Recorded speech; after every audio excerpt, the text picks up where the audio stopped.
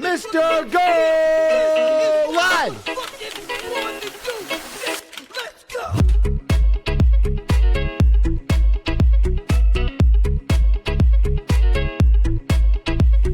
Hey, yo! Kubo, Salty Bacon, Zachary, Octopus, Warden here. Your name's Cream Pie Wizard? That's crass. That is crass, dude.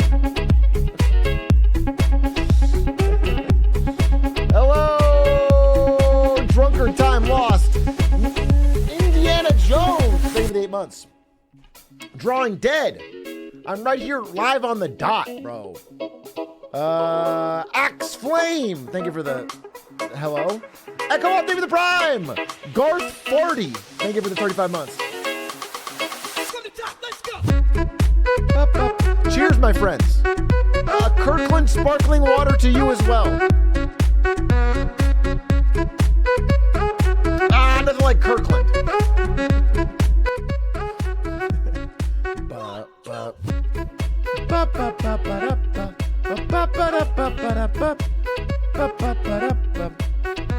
Lucas Price, thank you for 7 months.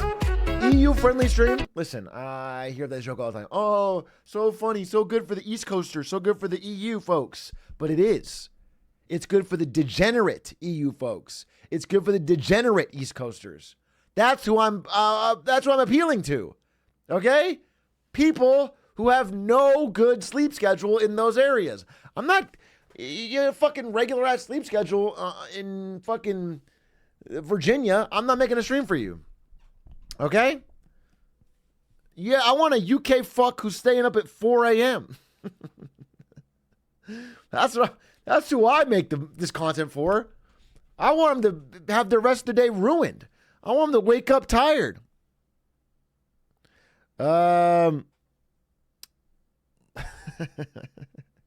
Virginia shout out, I feel seen. Feel seen, Pilgrim. Feel seen. Sir, I used to live in Virginia. I lived in Virginia for 2 years, for junior high and freshman year of high school. I lived in Williamsburg, Virginia. I fucking hated it. I fucking hated it. It was a bunch of like, especially the school I ended up going to, a bunch of rich kids. It was bad. It was bad. I felt broke, honestly. Busch Gardens is cool, though. Big A is important. I have a bad tummy ache. This is not important. This is not important. Just eat a bunch of candy. If you have a tummy ache, eat candy. It makes you feel good, so you'll feel better. It's not hard. You don't need a fucking doctor to figure that out. Hey, Atrioc, I just started my job at the best military folk insurance company. What? The best military folk insurance company? Are you talking about insurance for military folk? Or is this some sort of like folk music based? I can't keep up. Do you mean USAA? Because I have USAA insurance. I've never heard him say folk. Anti-PhD and master. My new job is offering to pay my education for a master's degree. No, you haven't listened to me then. Every time I say, hey, I'm worried about you getting a PhD or whatever, it's because it costs a lot of money. If they'll pay it for you, then fine. You know, what's the worry? Go chill for a couple years. If they're going to pay for you, what's the... They should have some stipulations, though. Hey, Atrioc, I'm currently thinking about becoming a talent agent, but most have law degrees and it would financially kill me. So I'm not sure if I could take the risk of following that path.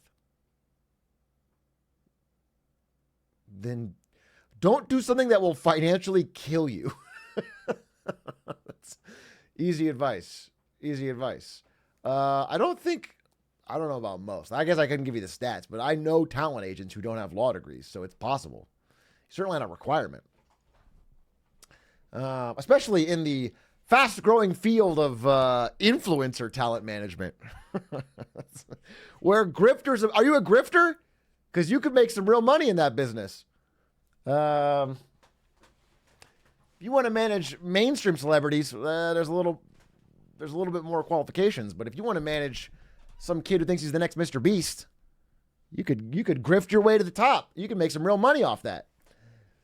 Simply Google the laws. You know, you're saying this like a joke, but unironically, we are getting closer to a place where you can just put a contract into ChatGPT and it will tell you what it means.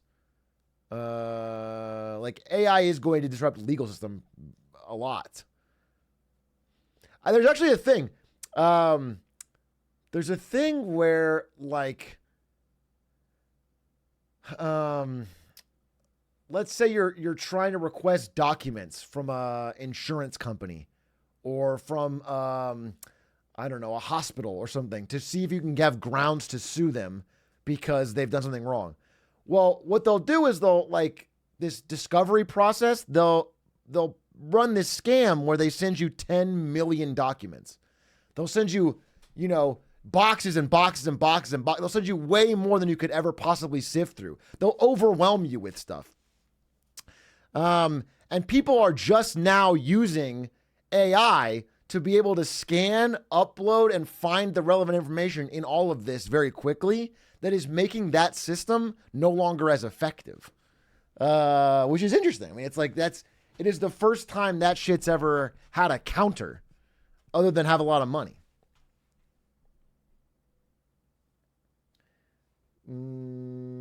Yo,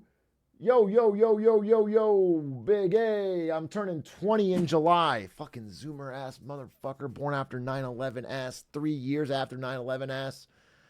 I have a bit of experience working for a brokerage firm. I passed the Series 7 and everything, but I didn't like the wealth management investment banking side. I really want to work for a nonprofit / government. You passed the Series 7 with no degree,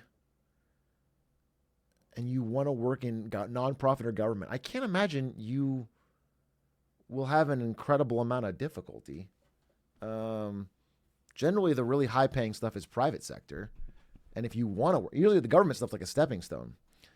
You might have to get a degree for the government job, but like, I don't even know that it needs to be anything fancy. Anyway, hello everybody. Hello, welcome to the stream. Good to see you. How was your day? Hey, Big A, if you don't stop farming clips and buy 9 souls now poggies. No. I will not be adding any new games to the game pile. No. I say no. No new games to the game pile. We have to beat the crab game. Crab game. Sheldon Ring. That is unavoidable. No. Crab game, my beloved. Everything else I can probably skip, but crab game must be beaten. It's too fun. I had too much of a good time. Don't threaten me with a good time of playing crab game. I'm not gonna fucking just skipping Liza P. Yeah, probably. Or I'll play it offline.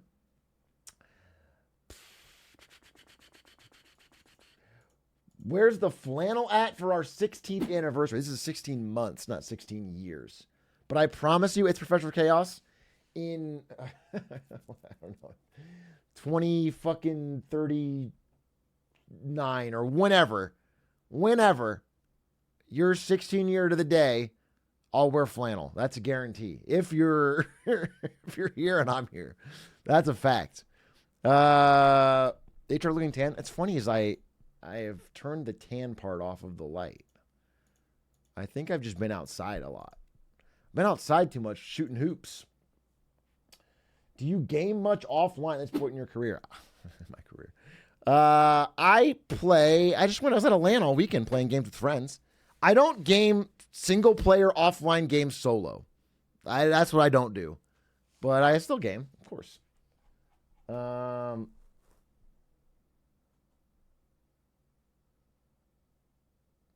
I'll play League with Stans. Yeah, exactly. Yo, Big A! I've been hired as a car detailer. What does this mean? And I will make 40% commission on every car we do. Isn't that amazing? Wait, isn't that incredible? Oh, you already have your own equipment and you can wash cars on your own. Oh, I see. So you're actually bringing everything to the table. You're bringing everything to the table. They are just helping you find customers. I guess it depends. I guess that really depends on your area and whether or not you think you could get some clients on your own. Because then you get 100%. You know what I'm saying? You get a hundo P. But 40% is very good. If they're bringing you a steady stream of business, you don't got to work on anything that related. You don't have to handle the real business side of it, and you're just good at that, then you could run that for a while. But yeah, if you're very, very good and you have all the stuff you need for yourself, eventually you want to be in your own business, ideally. Ideally, caught. You probably do, because then you get all the upside, right? And you're the one that's doing the actual work at the end of the day. But I mean, like if they're giving you a couple clients here and there and they have a rickety ass fucking building and no branding, no sign, nobody really knows them, they're just on Google, then, you know, it's easy to beat. But if they're like really well branded and people trust them, and yeah, I just don't know. I don't know car detailing or area. Hey, Big A! I just want to say, your voice acting when playing games is super underrated. I forget that Inscription is not voiced whenever I watch you play it. Who is still watching my Inscription playthrough? That was like 3 years ago and I didn't finish it. Why am I still haunted? You know, I have like 4 hours of total gameplay. Boop-a-doo, Roop-doop-doop-a-doo. Rim-dim-dim-dim. Boop-boop-a-doo. Do you think that the current celebrity... Anyway, your voice acting Ollie in Origami King was really good. You should be eligible for Best Voice Actor Award on TGA. The Game Awards? Do you think they should vote me for Best Voice Actor? And then it cuts to a clip of me doing the Toad voice? Jeff Keighley lists all these great voice actors. And then it's me. Hey, Mario! That's more like that was Homer. That was Marge Simpson. Interesting.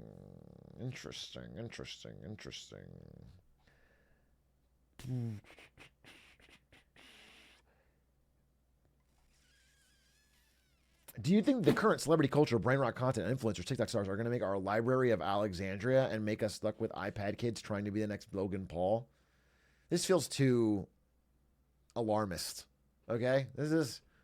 What does this mean? This is TikTok pill doomer posting. I've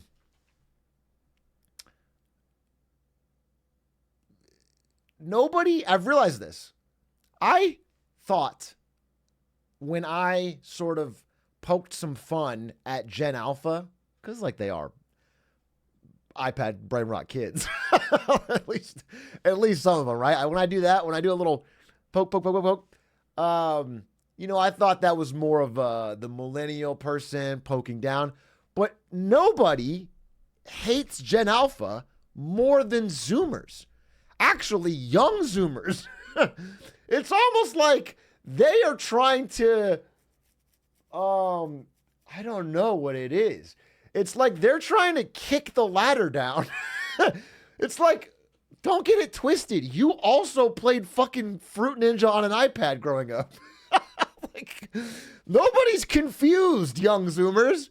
Everybody knows that you also fucking did it. Don't try to fucking, these fucking Gen Alphas, dude. They don't even know what it's like. We had first gen iPads. It was different. There was more mental energy. No, it's like hurt people, dude. You guys are taking the pain out on Gen Alpha, and it's not nice. I didn't realize how brutal the feud is. I I played Fruit Ninja one time. You don't understand that's how it works. I'm sorry. But if you are under 18 years old and you play Fruit Ninja on an iPad once, your brain is permanently rotted. I don't make the rules. I'm sorry. It does get in there. It gets in the neurons. It gets in the cortex. It gets in the medulla oblongata, and it makes it quite oblong, and you gotta be brain rotted. Big A, are you going to complete a single game challenge today? I beat a single game. All right, motherfucker. What did I played a whole game recently. A whole goddamn game.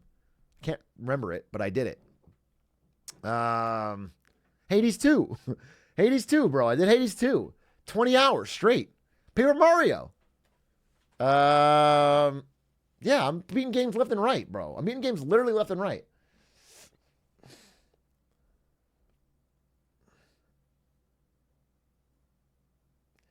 Do you think...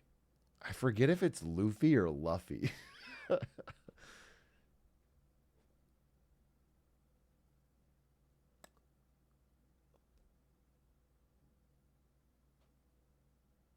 Luffy. Deal.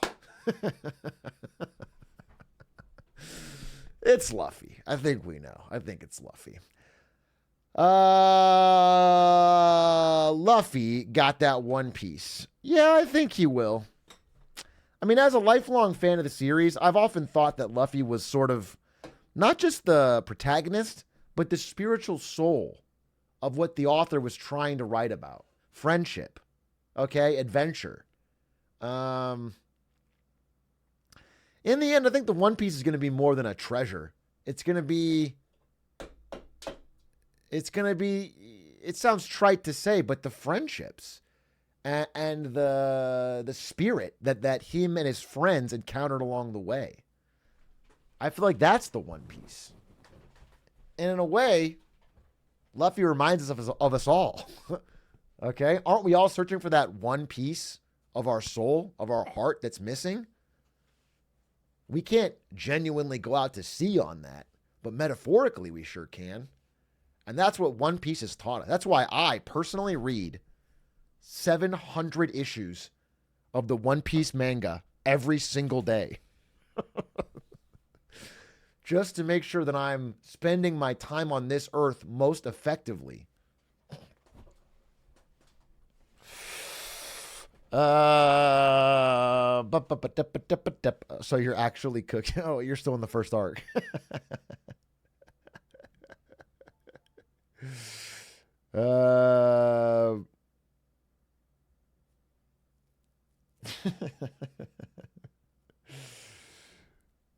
Big A. Big A. No joke. For the past 2 months, 70% of my YouTube time has been spent rewatching you and your community's videos. They just scratch an itch in my brain that no other videos do. It's why I watch your description gameplay routine. Well, I'm glad you enjoy it, and I do appreciate it.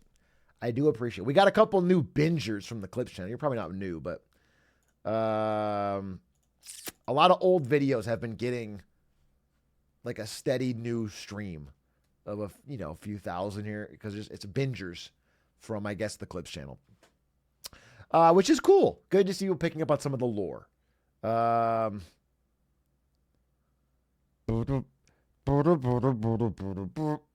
We got to do something with S3K again. They're just fun to play with. We just did something recently. We did the quiz. The Squiggly Fry, thank you for the 5 gifties. First time chatter, binger of the Clips, lore download for real. All right, well, welcome. Honestly, I need to lean into it and really start streaming with a plan every day. But I've been working on it. I promise you, I tell you one thing. I promise you, and you will find out about it this year. I have been working on a project that is dead secret. Oh, also, I guess I should say this. It's not a video it's not even really a content related project. It's a project though. And I have to tell you something unrelated. And that is a big piece of news in my personal life that none of you will really care about. But it's a big piece of news nonetheless. As of after hours trading today, Nvidia Corporation has passed Apple as the second most valuable company on planet Earth. It is worth nearly $3 trillion. This is unreasonable. It's just truly unreasonable. You know, it.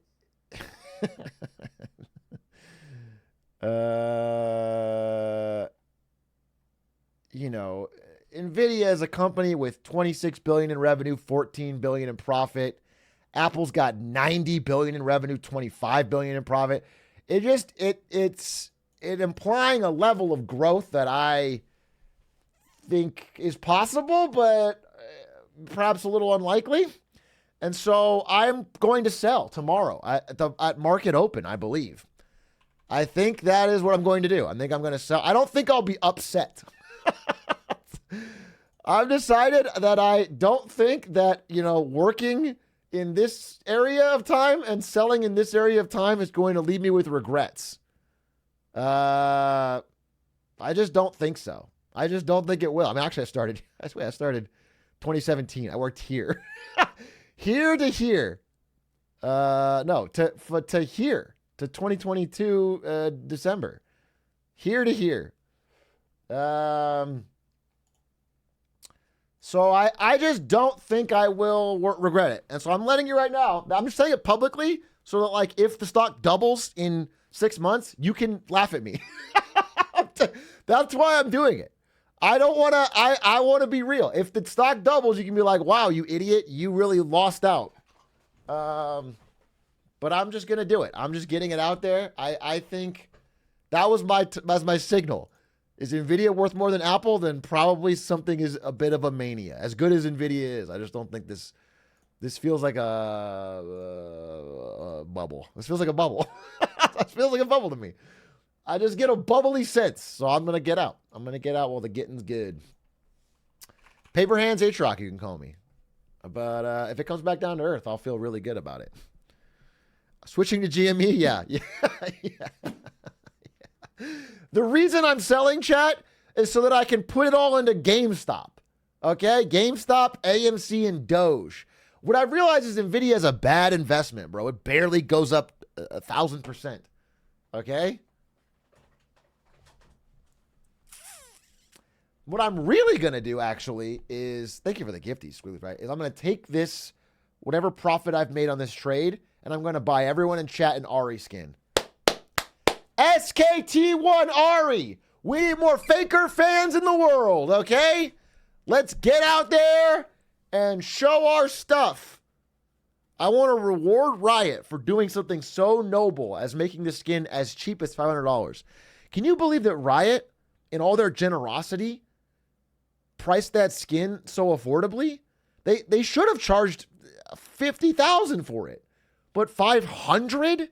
They're probably crying over there. Poor Riot executives. They're losing money hand over fist.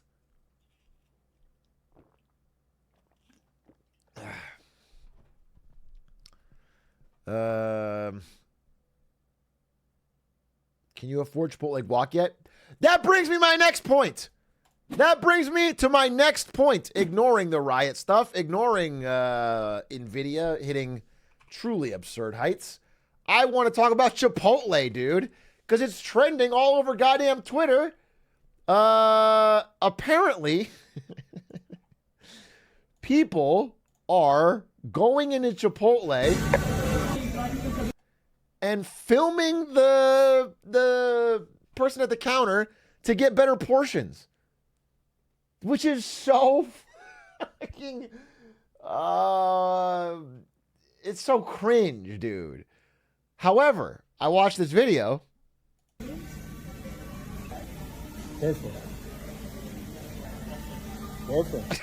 Damn, bro. Maybe it's cringe, but that's not a cringe portion size. That's a meal. That worked. I've never gotten that much chicken at Chipotle in forever, but certainly not recently. I like it. That's what I'm talking about. Thank you, brother.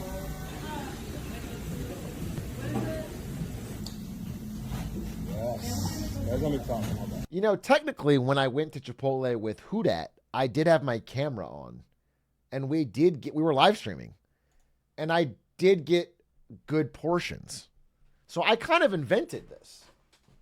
I kind of invented this. What? Yeah, the amount of guac is absurd. I think this might be staged.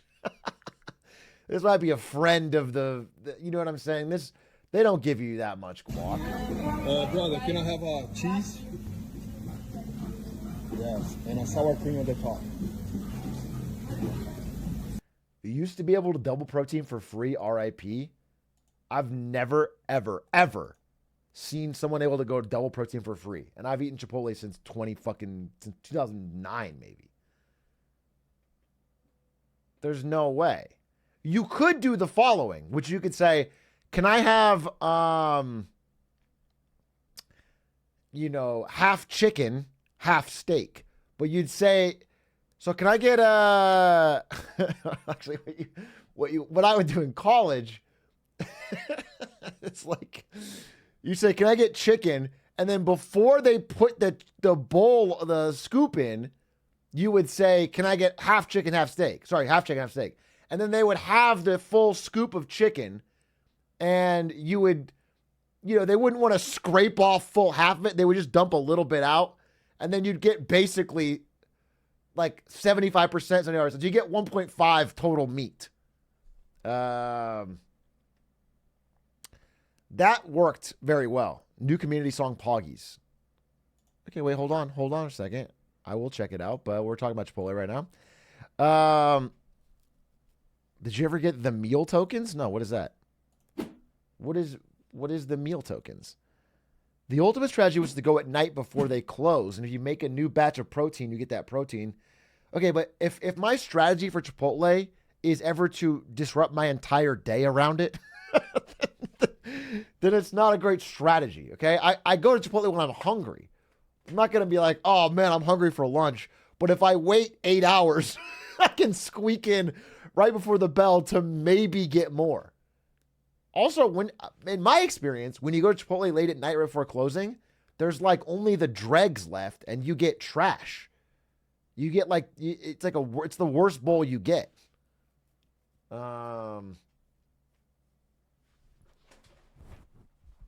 So I prefer, what you really want is like that rush hour fresh batch. I've never been to Chipotle because I'm a baby. Chipotle is, anyway, this is the main takeaway. Chipotle is a shadow of its former self. Everyone agrees.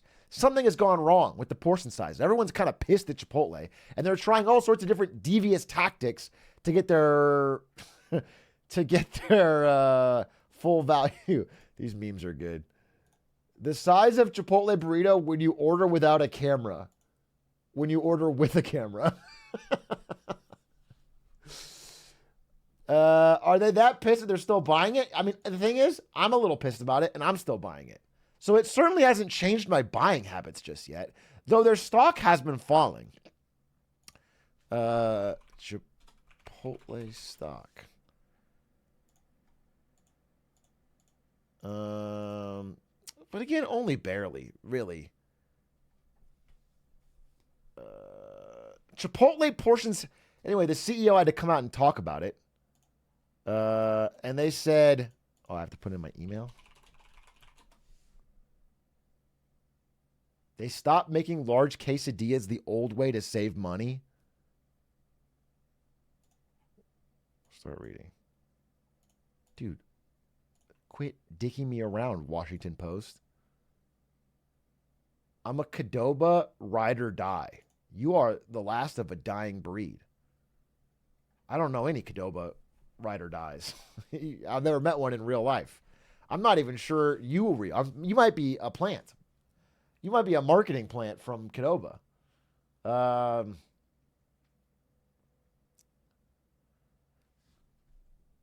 Anyway, there was, what was the other methods?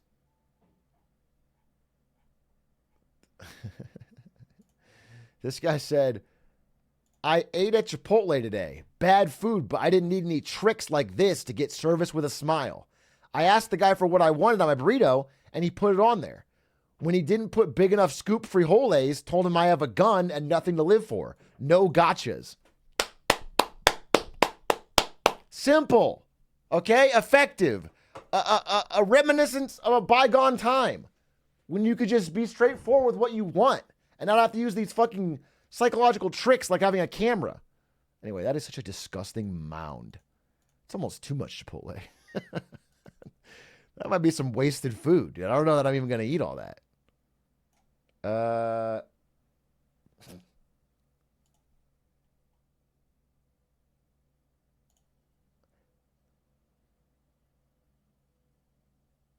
Extra servings, peaceful city workers, cameras are amazing.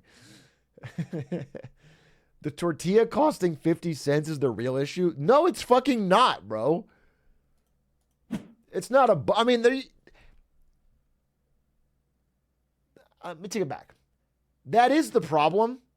Nah, that is a problem because they used to have free tortillas, but that is not the problem. The problem is that you don't get enough protein. The problem is they skimp on the chicken and the steak and the barbacoa and the things that I want. That is the problem. That's the core problem. Everything else is like, whatever. So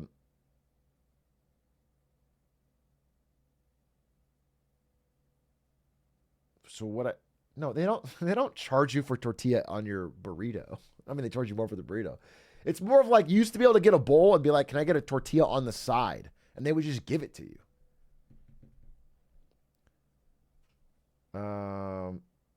Sounds like you should go vegetarian 5-head. You should make your own burrito chain. Big A's Burritos.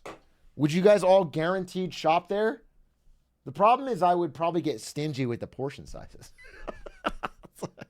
I assume I'm going to follow the same economics that Chipotle does. And I'm going to find out very quickly that, like, you know, I can't be just fucking overload. The people are going to abuse that shit, dude. People are going to come in there and be like, hey, can I get a triple scoop for free? And I'm going to be like, just because you watch the stream?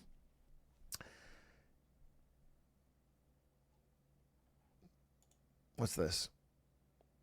Yeah, bro, literally just linked me this tweet. We just showed this and read it out loud, start to finish on stream, not 30 seconds ago. What the fuck are you? What are you talking about? I'm not kidding. It was so recently that I can't even be like, you just joined. Because you just joined in the middle of this. It was part of it. It was how we're talking about Chipotle. That's unreal. I feel like you like saw it on screen and you're like, Atrioc would like this. It's like, God, what are you talking about, bro? It's crazy. It's lunatic.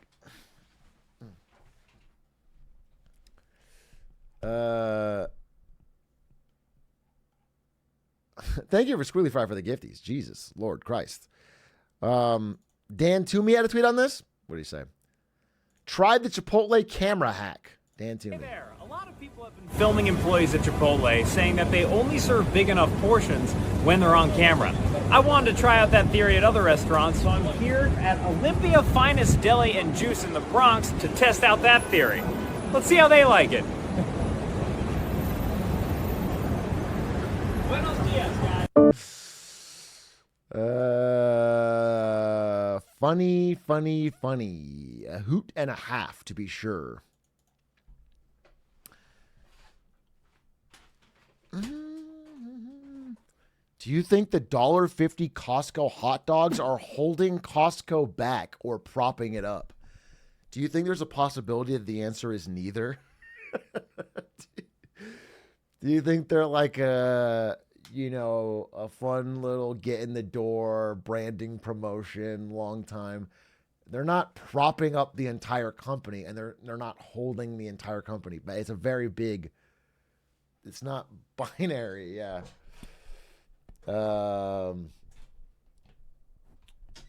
I think that the outrage they'd get from changing it to save, some money, few million, would not be worth. Yeah, they may shrinkflation it though. They'll never change the price because that would be too direct, but they might change the quality.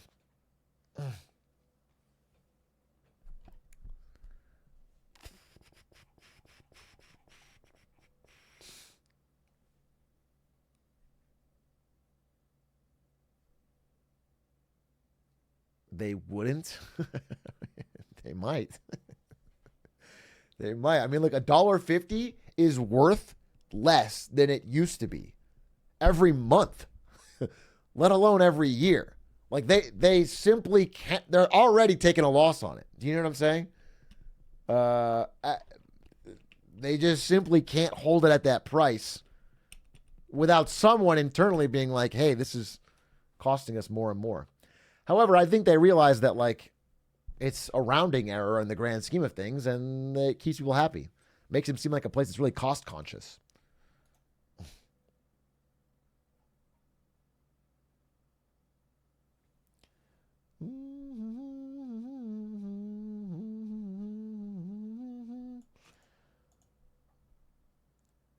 Hey, Big A, excited for you to finally finish Deathloop. Hey, Veridil, thank you for the 28 months. I will never, ever play Deathloop again for as long as I live. Just being 100% clear, I will never play that game, not one more time. I uninstalled it. It's like a 90 gig game. Just not happening. I don't want to send the wrong message. You know what I'm saying? I don't want you to feel like, oh, Atrioc dancing around it. Maybe he will, maybe he won't. I won't play it again. Unless they had a battle royale mode. Here's the thing. I'm a gaming consumer, and I know what I want. And what I want is for every game that isn't catching my interest to spend their last few dev cycles rushing out a battle royale mode. Okay? That's what I want. And then I will play that. Okay? And then maybe add a $500 skin.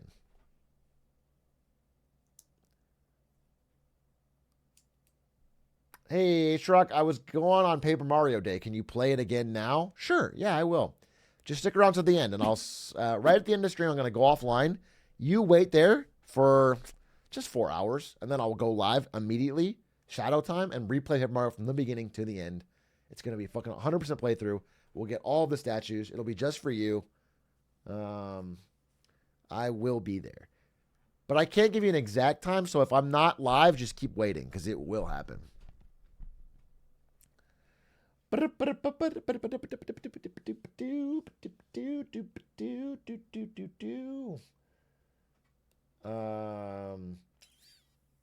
you also have to believe. Yeah, you have to believe. So you have to be in chat and being like, I really, really believe that you're going to do this. And you have to think it. And if I can sense that you don't truly believe it, then I won't go live. Do you know what I'm saying? So if I don't go live, it's your fault. Like if you don't get gifts from Santa, it's because you didn't believe hard enough. Exactly.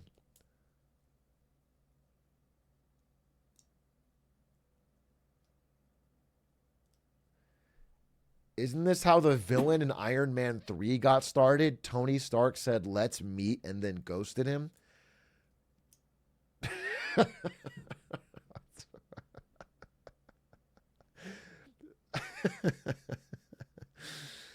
So you're worried that I might be creating a supervillain with Paper Mario joke.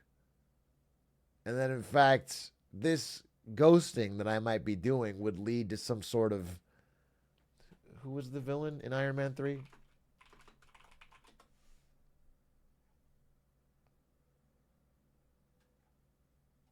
Aldrich Killian?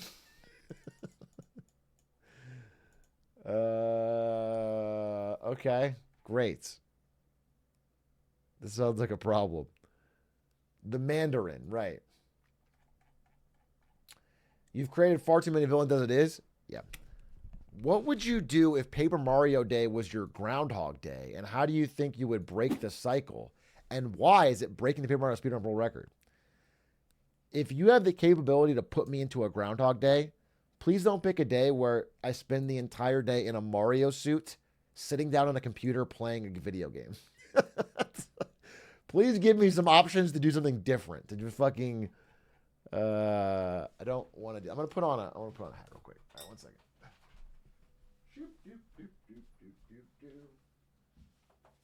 Actually, I can just wear this blue one. Oops, head too big. You added the Mario suit yourself?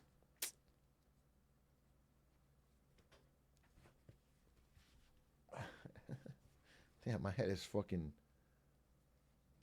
chonker, dude.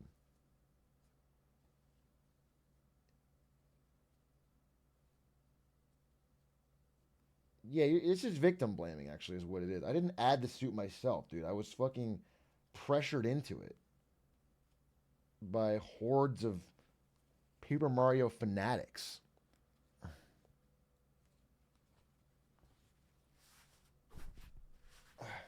New color? No, this is not. This was the one we didn't choose from the green batch. It's just sitting on my desk, so I grabbed it. This one will be $500, actually. This one's $500, and it has this signature of John J. Ray, the guy that bankrupted Enron. Okay, it's a shiny variant. Yeah.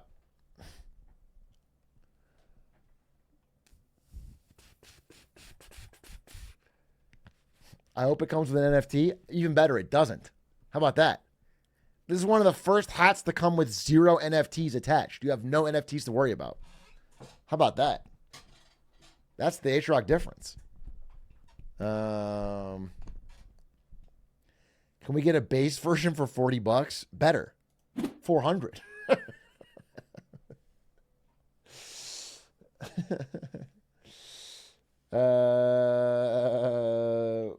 I cried for the whole 9 hours of your Paper Mario stream. I can't fathom it's all over.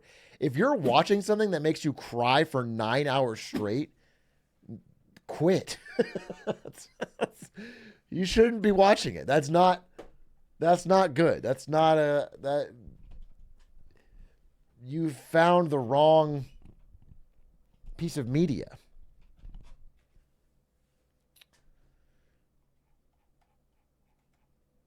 Never watched a sad movie? A 9-hour one, Fluidity? No. If you must know, I've never watched a 9-hour sad movie that I just sat there and watched while crying. Nope, I never did that. Big A, extremely important tomorrow's announcement. What is this? Big Willie has tweeted. What? State of Play is tomorrow? This is stupid. Is there a State of Play tomorrow, though? State of Play returns tomorrow. Interesting. At 3 p.m. Pacific, showing PS5 lineup and VR games. I'll react to it. We'll watch it live. Guaranteed we'll watch it live. And you're suggesting that the following is included.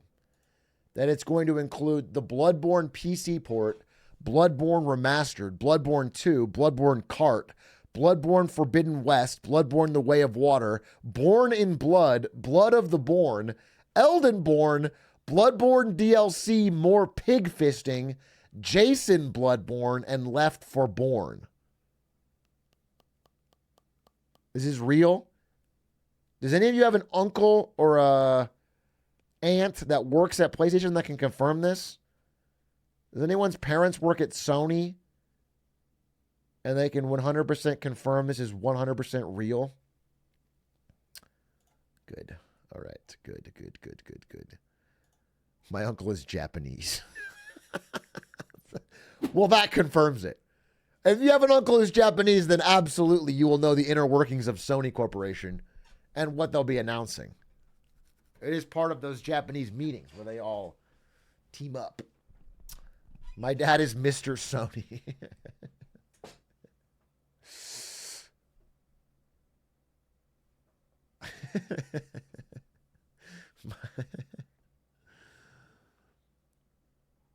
Did you see that the faker Ari skin has the voice line, "Wait till the Demon King hears about these prices when you open shop"? No way. Can you have a link? There's no way they were so self-referential about their fucking egregious price gouging. Why would they?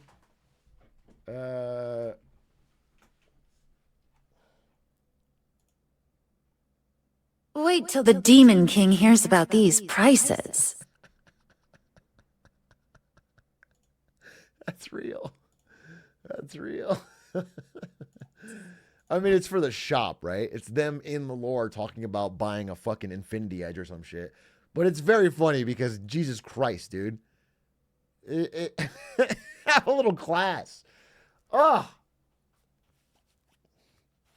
I got some people in my comments on the video, the clip, saying like, yeah, you're allowed to be mad at Riot. Because I said, like, it's hard for me to be mad at Riot. The thing about it, I think about it like this.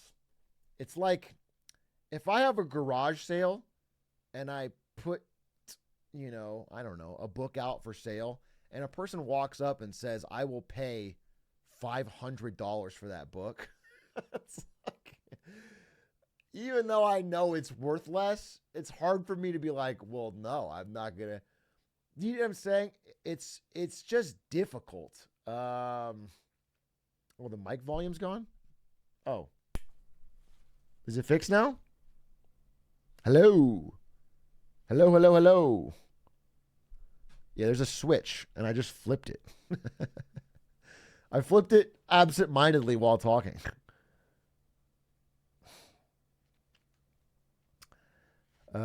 Fixed it. Tech support king. So anyway, that's what I think. I just like, I understand that I am somewhat annoyed with Riot for giving in and doing this as part of the larger gaming industry trend towards exploitative marketing. But I'm also a little annoyed with Wales just being unable to help themselves at any price.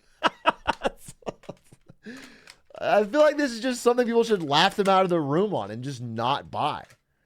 But people will buy it. And so it's just, you know, they're not committing a crime. Riot is selling. It's like, if Riot can't sell this expensive skin, then people aren't allowed to sell an expensive Gucci belt or whatever. Just people are going to buy flex items. It just sucks that it's like, gaming was kind of immune to it, and now it's totally not.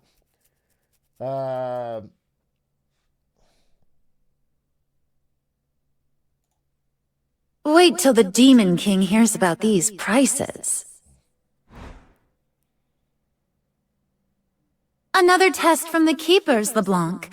Let me show you something new. Can I be honest? Like, this skin has so little to do with Faker. This skin doesn't make me think about Faker. It doesn't. It's like just not Faker. It's just like a fucking legendary Ari skin. It's got the Faker signature if you spend $500, but it's not. I don't know. It doesn't. I feel like it should have been more Faker themed. I feel like it should have been a real cool, I don't know, like a Faker Z or something, you know, where it's like, it's got more Faker stuff. Oh, cute outfit. Maybe I am a trendsetter. The momentum is in our favor. Keep pushing. Don't let one... No, yeah, it should be Faker in a dress with 9 tails. It should be furry Faker. That's what it should have been. No, I think it should have been...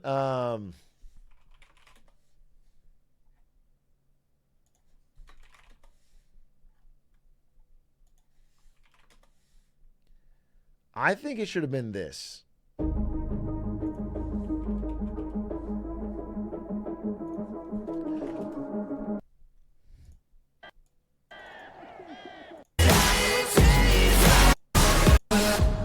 This right here. This. It should be Faker Rise. This right here. Prove yourself and make them remember.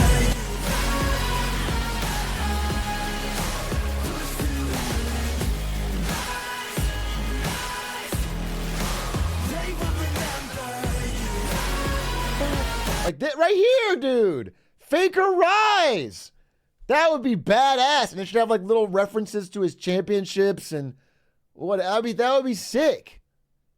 This just feels like they had a fucking Ari break glass in case of emergency skin already, and then they tacked on Faker to it. Mistake hurt our morale. There's hope. The Demon King's test. The first of many. The next trial is ours. All roads lead to me! It was your turn to learn from me, LeBlanc. Imitation is the sincerest form of flattery, you know. Man, I hate it. Actually, I hate it more the more I think about it. Since yesterday, I've thought about it more, and it's just like so funny to imagine, like, I don't know, another game dev team, an entire team putting their heart and soul into a game for years that charge $60 for, and they look over at Riot and they're selling $500 skins that, you know, they get made in a few weeks. It's you know, it's a relatively small team, couple voice lines.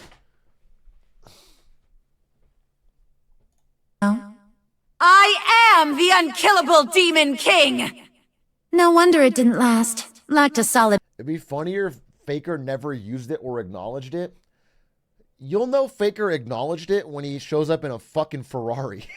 In a fucking Bugatti Veyron, dude. When he's in his fucking yacht. Okay, he gets 30% of skin sales. You will know. He's not going to play with it. I very much doubt. I mean, maybe, but... foundation. A warning for all who doubt me. With every deed, I evolve. Our worlds collide. I welcome the chaos. Show me your worth. I'll exceed it. I love a challenge. Don't disappoint me. Let's discover what legacy you'll leave. To ensure success in every battle. I hope this suits my tales. What? I don't need it. This doesn't feel worth $500. I'm gonna be honest with you. I can't justify it. She's yapping, bro. I want to hear Faker do all the voice lines. I will play 9 Souls for sure. It looks really good, but I'm not gonna play it now. But is it worth 40? I don't know. Give a small cut to Faker. It's not crazy. But honestly, I don't think I'll buy it at all. The thing about buying the $40 version is once you know there's a better one, it just feels like you're getting cheated. You're not even getting, like, to spend $40 for a Faker skin and not even get the Faker signature on the tower feels cringe.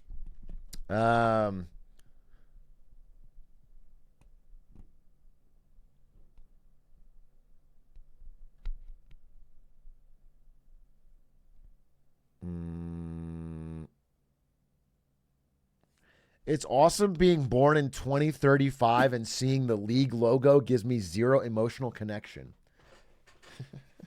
If you're born in 2035, you'll have your own set of problems than just League of Legends. Okay? You will have your own set of issues. Were that to be the case. Why are you guys saying aware? None of you are born in 2035. League 2.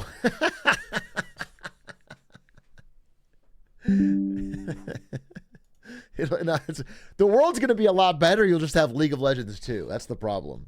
It's going to be very... Honestly, what you will have is the Riot Games MMO. I swear, I've talked about this before, but the Riot Games MMO is going to be a life ruiner. Some people will have their lives ruined by that game. 100%.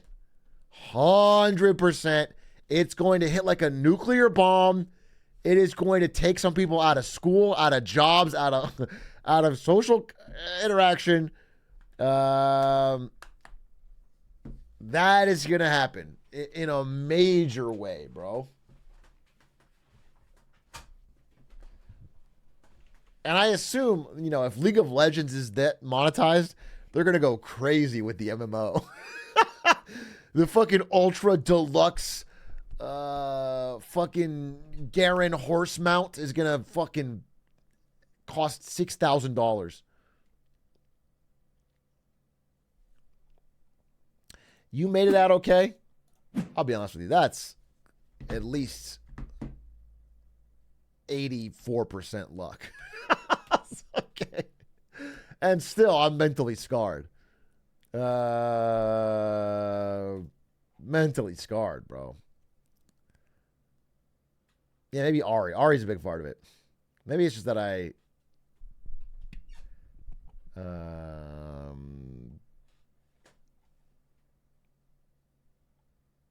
picked well.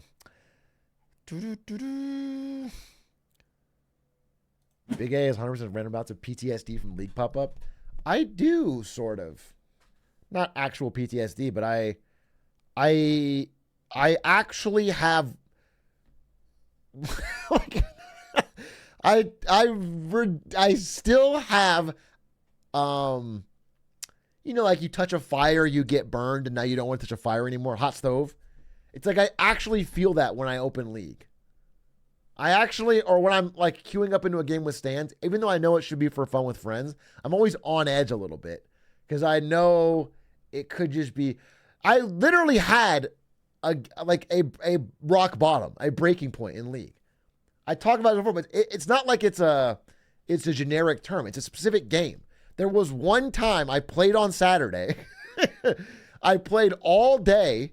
All of the games were toxic, and the last game was like an hour-plus game where right at the end, one person chose to throw. They just fucking said, fuck this, and threw it. And we had really put some sweat and tears into it. And I remember I ended like slightly down on, you know, LP for the day. And I grinded all day trying to get it. And I was like, dude, I remember I went to my bed. I was already sleeping in bed. And I went to my bed and I was like, I just wasted a whole Saturday. Like a whole Saturday in college. A whole Saturday. Like people I know are doing stuff. Even some of my League friends were out doing other things. And then I was like, what the fuck am I doing? Like it was actually a real feeling I had.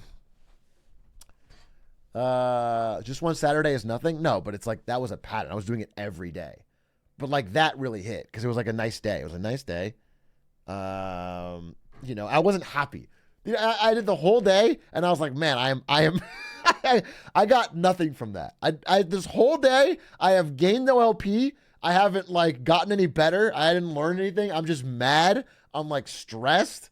I'm choosing it's like I don't know. It's like choosing to go to prison or something. It's just choosing to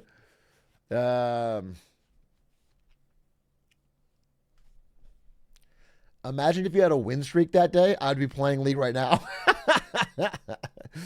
I'd be playing League of Legends to this day had that fucking guy not get hooked by Blitzcrank.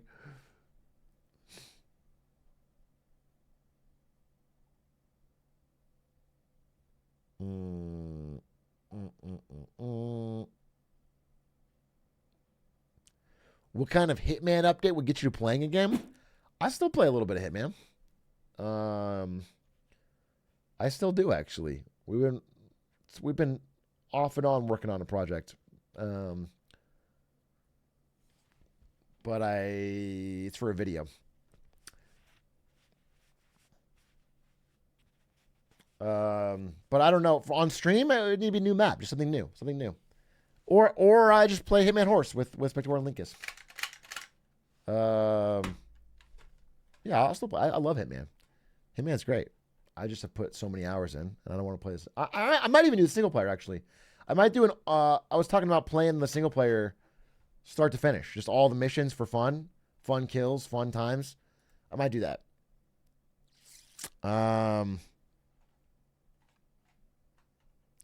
Do you think Valo will or could have the same impact? It is, right? I feel like Valo is just a modern League for a lot of people, like in college or, you know, early 20s or whatever. They're putting in the same hours in Valo that I did at League. That's my understanding.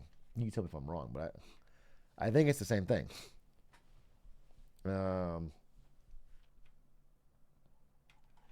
Did you see the survey that said 78% of Americans now view fast food as a luxury because it's so expensive? Aware? Yeah, I did. And it also aligns very clearly with what I've been saying about the 80 versus 20% K-shaped economy. 78% versus 80, it's like very accurate to what I've been saying, which is like the bottom 60 especially, but the bottom 80 are all feeling the effects.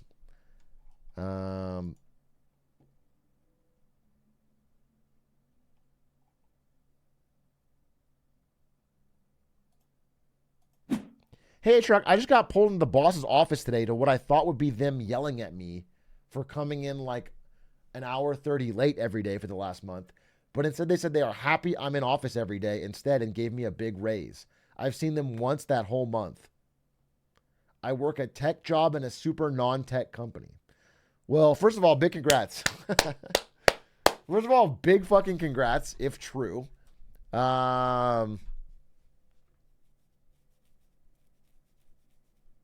Yeah, cool. What I will say is if that the dream is that, right? My understanding is that working a tech job in a non-tech company is kind of the GOAT situation. You get away with a lot. They don't really know what you do.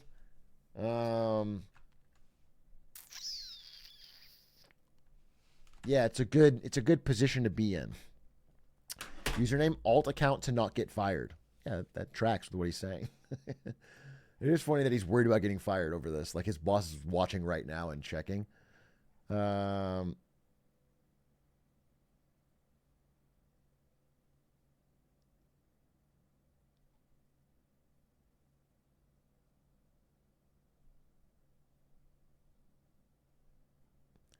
Just join chat. I assume you talked about the probably coming on Ari's game. Yeah, I talked about it. Chat, just tell him. I was telling everybody how it's a great idea and everyone should buy it. You just missed the discussion, but I was basically saying the Ari skin's fucking awesome. It's a brilliant idea. It's smart. It's underpriced, if anything. And we should all be thankful to Riot for giving us this opportunity. I was saying, whale out, whales. I said, whale. I was very passionate. I actually said, if you don't buy it, not only are you, broke boy or whatever, I was saying, like, you're actually insulting gaming. If you don't do Riot a service and buy this game, you're actually killing the gaming industry.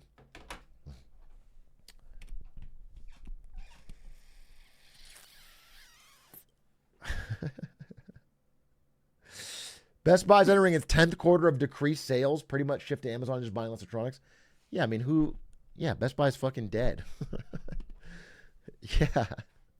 Best Buy's a glorified showroom. Everyone goes there to see, if they go at all, they go to see what they want to buy, and then they go buy it online.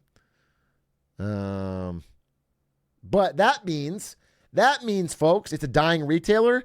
We're just maybe even a year out, maybe two, from everyone saying it's over shorted and doing a short squeeze and turning it into the next GameStop or the next AMC and saying how Best Buy's going to the moon. It's gonna reinvent itself. We're gonna have Best Buy super fans. We're gonna have people in Best Buy hats and Best Buy memes, and it's gonna be awesome, dude. I went to Best Buy on Sunday to see what I needed, then went home and bought it on Amazon. That is literally called showrooming. It is what's killing Best Buy. And if they could murder you for doing this, they would. If they could legally see you pick up an item, walk out of the store and buy it on Amazon and shoot you for it, they would do it. They hate it. They hate it with a fucking passion. But unfortunately, the law does not allow them yet to do that. God willing, we can get that changed.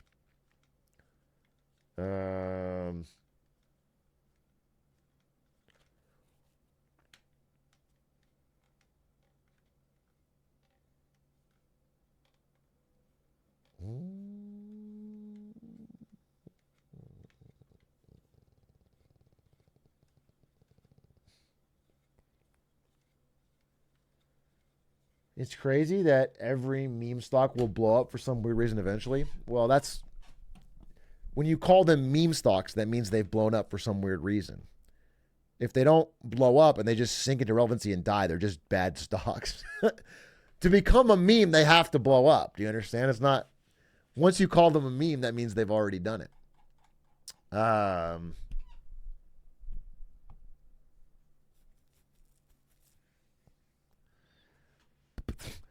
Have you seen the Ticketmaster data breach? Oh, man. I want to talk about this. Wait, that's actually really relevant. There's, the FTC is putting together a Ticketmaster lawsuit. It's actually a really big deal. There's an antitrust lawsuit on Ticketmaster that is trying to break them up because they are an incredibly powerful monopoly that has been swindling average people. Obviously, it's for entertainment, so people haven't. It's not an essential service, but everybody goes to concerts or shows or things like that, and they have been skimming off the fucking top.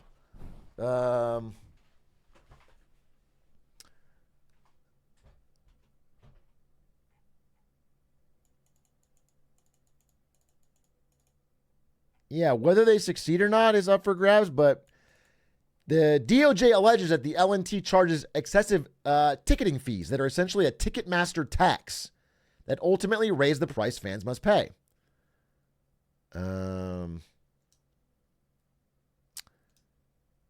Yeah. There's also some kind of like, I was reading into it. I would wanted to save this for maybe a full video, but they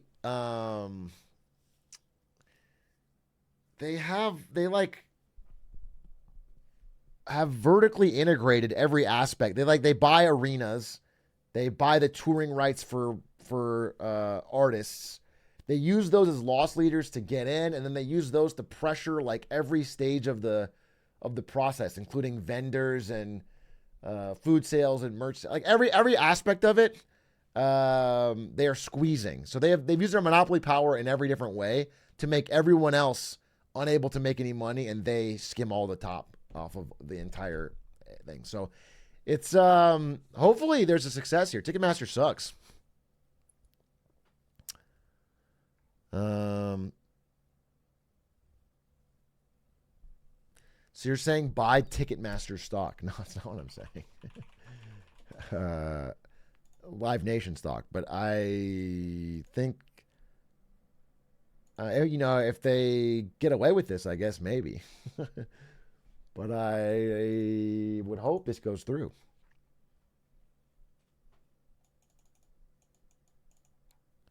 So you're saying short? No, I'm not saying any. I'm not giving financial advice. I'm not saying to put your money on a random bet on the outcome of a DOJ case against fucking Ticketmaster.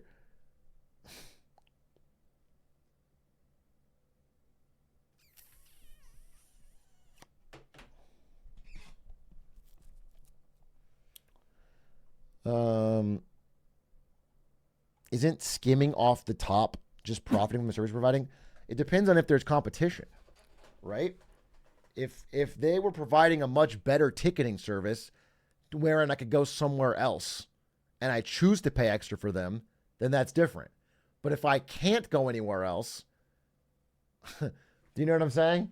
If I can't go anywhere else and they just keep squeezing me as the customer and then someone else is the provider, then it's just profit. It's just monopoly power. Yeah. Pricing power is fine if there's competition. You know, like if Pepsi wants to charge, I don't know, $80 a can, and I'm like, I don't want to pay that. I drink Coke. That's fine. They're fine. They can charge whatever the fuck they want because I have other options. But they don't charge that because they know I'd go somewhere else. Ticketmaster not the same. Ticketmaster is done a lot of things to make it so people have very few options when choosing where to get their tickets.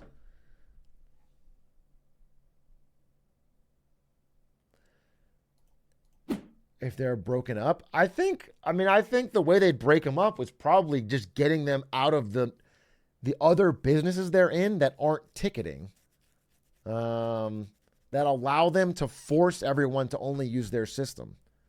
Like their relationships with music artists and their relationships with arenas allow them to force everyone to only use Ticketmaster in like many major venues across the country. So we have to get them out of that position of power to where, you know, a venue can choose to work with Ticketmaster or someone else.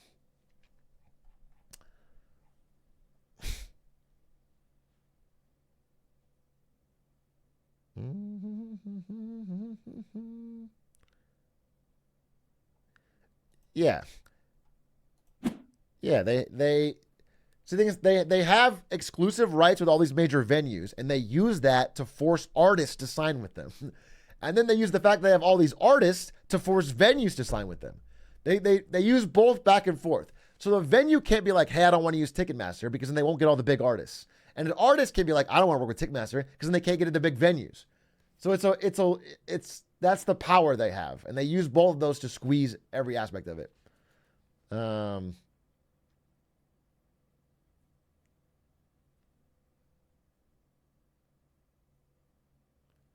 kind of like Chipotle. How is it like Chipotle in any way?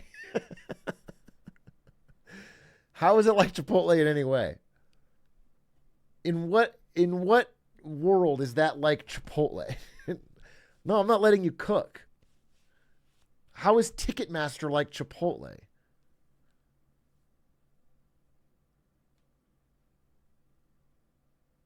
So you're saying I should film the Ticketmaster broker?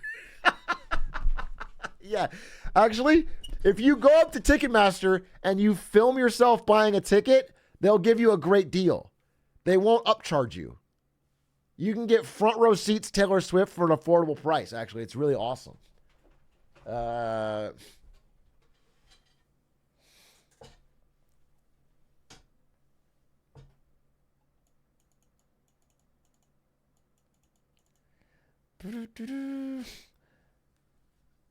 Would you see CoffeeZilla's second channel vid on Iggy's? I didn't see this, but I did see his tweet that I fully agree with. The grifters are back, dude. It's 2021 2.0. All these celebrities jumping in crypto for quick cash is pathetic. It's the same grift, the same scam, the same story as last cycle, just new bag holders. I kind of disagree. I think it's the same bag holders. Mostly the same.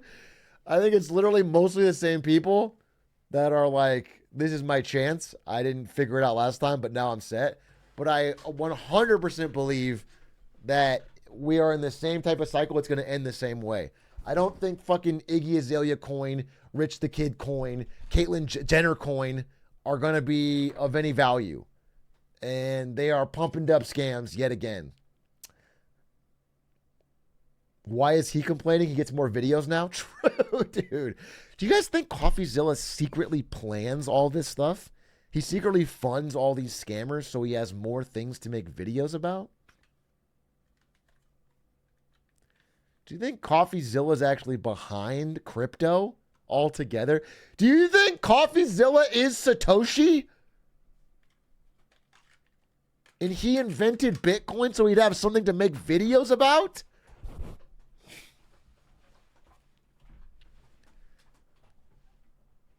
I figured it out. I cracked the code. Now my life's in danger. I'm like a Boeing whistleblower, dude. My life's in fucking danger. All right, let's see this community song. I've Got to Know. Atrioc community song. It's got no sound? There's one thing I need. One question bothers me. But there's one man who has the knowledge, and he will share. Your voice is angelic. It's angelic. On these 'cause I stay up late Uh-huh. till he appears. I can see why you really wanted me to watch this song. Because you are an East Coaster. That's why you've been spamming it. I get it now. It's past midnight for you. You're trying to go to bed. You want people to compliment your hair, which is very nice. I'm understanding. You're an EST frog. My worries slowly getting louder, louder, louder. It's 1 a.m. I can't keep waiting any longer. I'm always live by 1 a.m. EST. What is 1 a.m. EST? It's like fucking... It's like 11 PT? That's when I go... There's no... yes, I am! Don't copium me! Dude, I go live by 7:30 PT. So what is that? It's 10:30? 3 or 4 hours. 11:30 at the latest. I've got to know what's an elusive time. What's an elusive time? What's an I've explained it. elusive time? I've explained it quite thoroughly. What's an elusive time? Very well done, 47. New songwriter! Wow, new songwriter appears. 47. What's his abilities? Is 27 has never had a job despite trying. Holy shit, the hair, though. Holy shit, the hair. My God, you're hired. You're hired. What is an elusive target? You got me questioning it. What is your username? I have you as Minimal Encourager.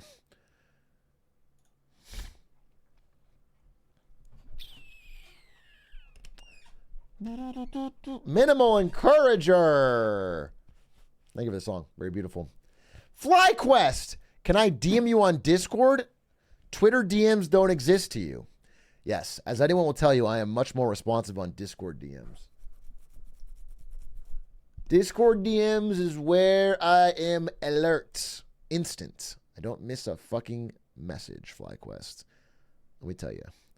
However, I think the best thing to do would be to keep our conversation in that Discord. I'm responding to you right now. Yo, let's coordinate this B. Cool, perfect.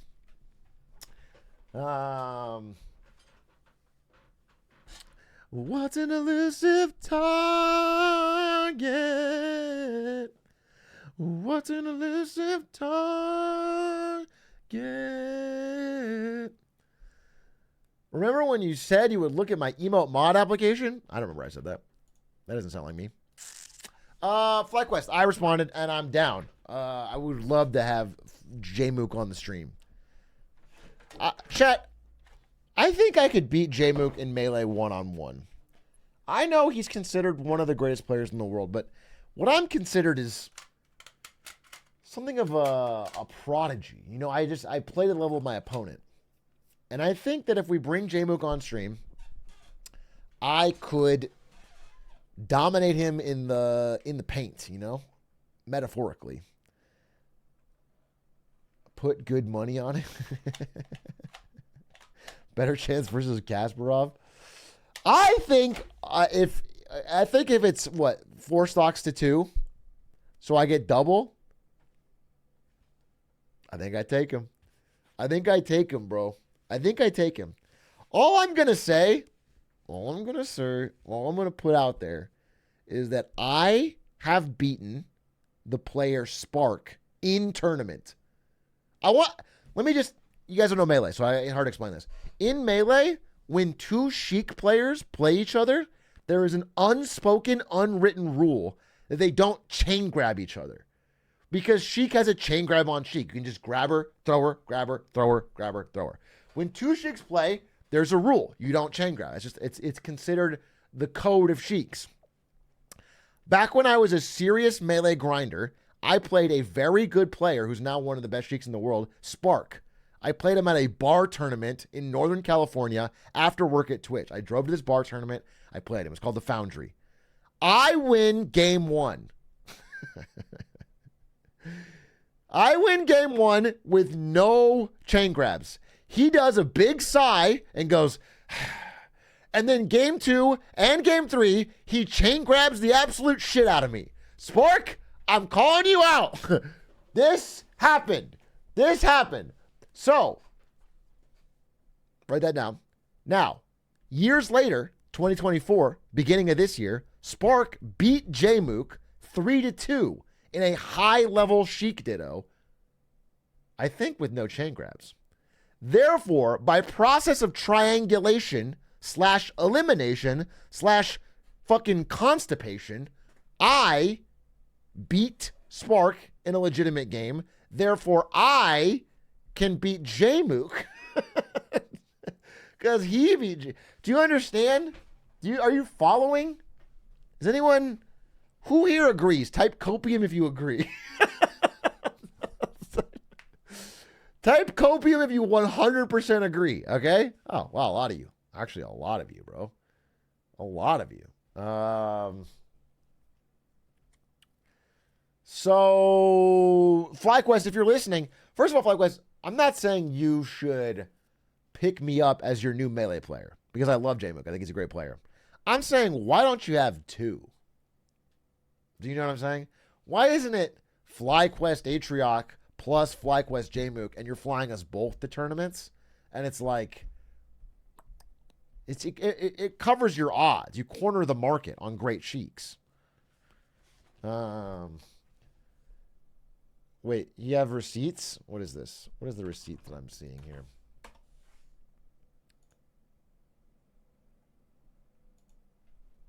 Hey, Atrioc, if I made an application to be an emote editor for you on 7TV, would you consider it perhaps? And I said, okay, but I don't know how to do it. And in between now and then, I didn't know how to do it. I didn't learn how to do it. So my answer stays the same. My answer stays the same because I didn't know how to do it, and I still don't know how to do it. I'm not caught. Oh. Okay, you got me. It takes about 10 seconds. My God, I feel like I'm getting railroaded here. Do you know what I'm saying? Are you aware of the other Big A's existence? Who's this? Look at me, bro. I'm freaking... What is this? Your platform, he's bigger. But, like, look at me. Look at me, bro. I'm freaking... Somebody clip this and send it to Big A. You see these muscles, buddy? You see these? You see these fucking... You see these guns? I'm 225 pounds, 6'4", of straight muscle. So? Yeah. Okay. 5'11", Collab, though. 175 pounds. Your platform, he's bigger. Barely look any at me. muscle. Look at me, bro. All right? I'm freaking... Somebody clip You this think and send it to I'm me. afraid? You think I'm afraid, dude? I can make 4 out of 10 free throws. Don't try to stab to me. There's only one Big A on this block. Big A. You see these muscles? But I would, he seems funny. Yeah, we should play something. It'd be fun. What's the context for this? That guy's, I think his name is Big A or something like that. I think that's his name. Have you seen Eminem's announcement? He's retiring from rap music. Is he really? Eminem retiring. Wait, the first thing I see is that Eminem fans suspect he's retiring.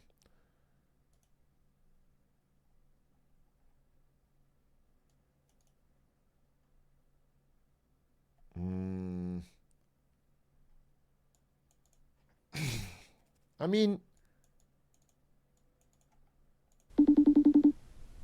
Eminem is calling David. Hey, what's going on, Marshall? David, what up, man? Yo, listen, I need your help with something. Yeah, whatever you need. Well, first of all, I just want to say you're the great. I gotta be honest with you, bro. I am kind of turning into Eminem.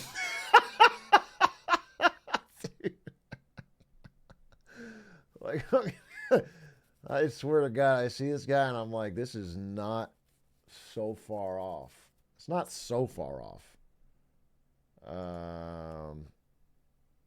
The greatest to ever do it, right? We should do something together one time. So, what I was wondering is, like, how far can we go with this magic? Like, can we do, like, a stunt or something? You mean something like this? Excuse me, I just need this.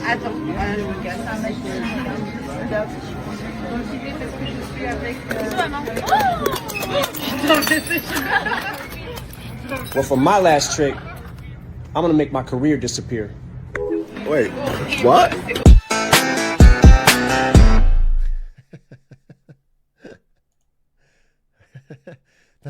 David Blaine's thing wasn't a trick. he just ate glass. He just drank wine and then ate glass. That's not. I thought he was gonna drink the wine and then spit out water. That'd have been sick. That'd be Christ-like.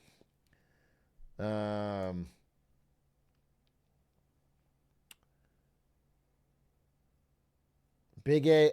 Anyway, yeah, I guess sounds like Eminem's gonna do one more album. I mean, how old is Eminem? Isn't he like 50 something? Eminem age 51. Seems reasonable. Doesn't seem that crazy. Snoop's 52. He hasn't put out an album in a fucking minute. He'll still do some features, I'm sure. That doesn't seem that crazy.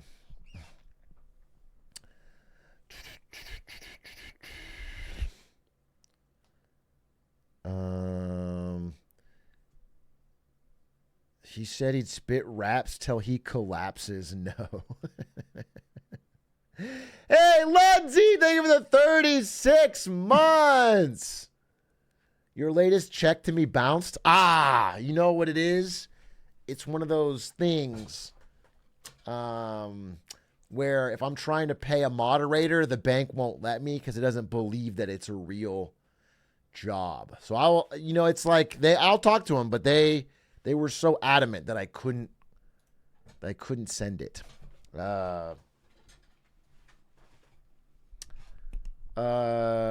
Actually, Ari met Ludsy at the magic show thing and said Ludsy was really nice. That's what she said. I just got to tell you, she said you were a nice, like, friendly person and that you talked about, I don't remember what you talked about. You talked about, you actually had a job. Atrioc, Lil A, are you going to play the previous Astrobot game that comes free with PS5 if a new one?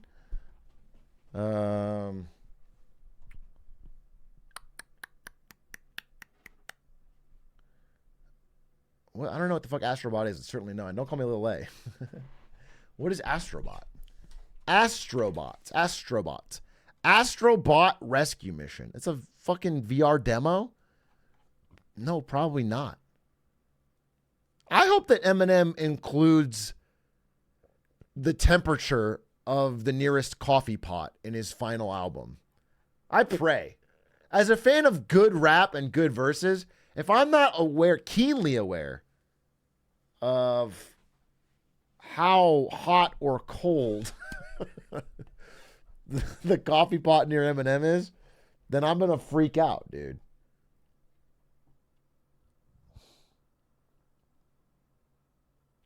Astrobot is Sony's Mario? That is a fucking lie.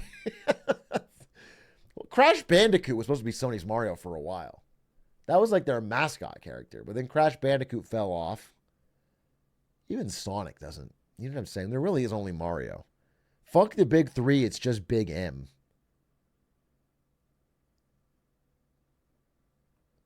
Crash was Pog. Yeah, Spyro. Spyro was like a PS equivalent. Sly Cooper. I mean, the days of having a platformer be your lead game are just over. Outside of Nintendo games, platformers just aren't hitting like they used to. You know what I'm saying? People don't fuck with platformers on the same level as they did back in the late 90s, early 2000s.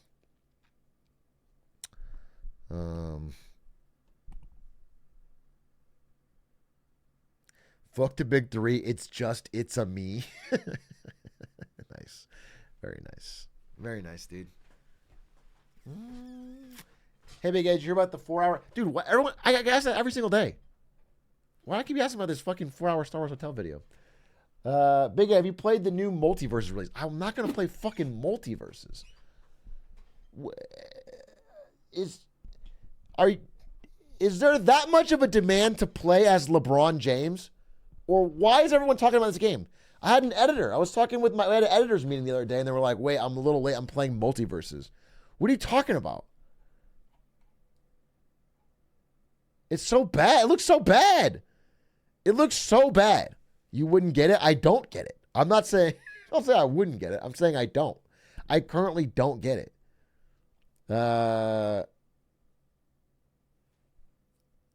Smash is old little bro. It's good, though. Do you understand?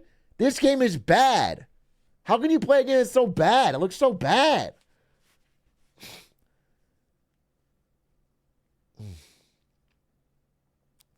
Nick All-Stars Brawl is much better than Multiversus. I believe that.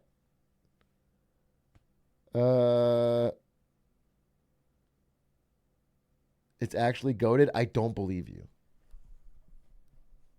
You'd say it was a 10 out of 10 if it was called Big A versus. I promise you I wouldn't. I promise you if they changed the title to Big A versus, I wouldn't be like, oh, damn, now I love it. It just looks so slow and boring. At least play Tekken or something, right? Tekken. You play Tekken? That's new. Everyone's on the Tekken wave. Multiverses, bro. It's like, what if they paid you to like it? What is your opinion now? Actually, guys, I've been thinking about it, and I was a little harsh on Multiverses. Honestly, when you play it, it's surprisingly deep. You know, it's fun. It's just a good time. At the end of the day, it's about playing with friends, right? And when you play with friends, you realize that the game it's got great characters from a lot of really fun worlds. And I find myself getting hooked. I'm playing it just having a great time. So, I personally love to play as LeBron James. No, I don't think I would do that. I mean, if they paid me, I would play it once or whatever. But they're not going to pay me now. Is LeBron? Can I watch the world's best LeBron James player? Let's see. Is there a tournament? Multiversus tournament. LeBron James.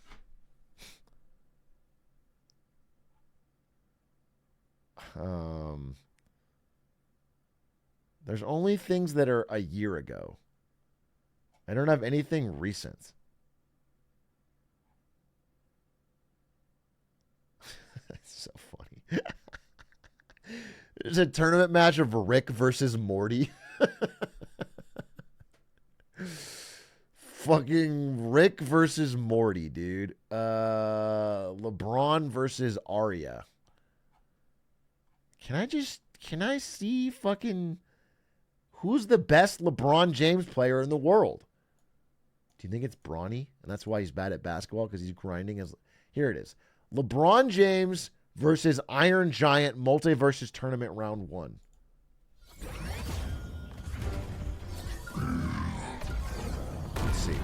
Let's see it.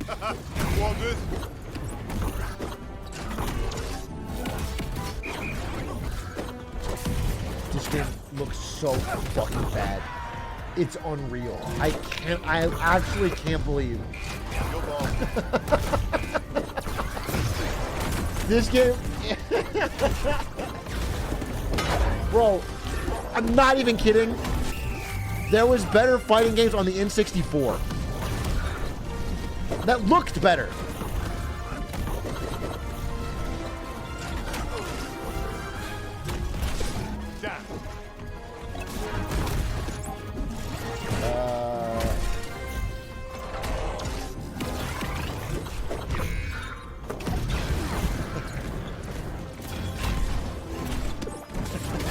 Oh shit!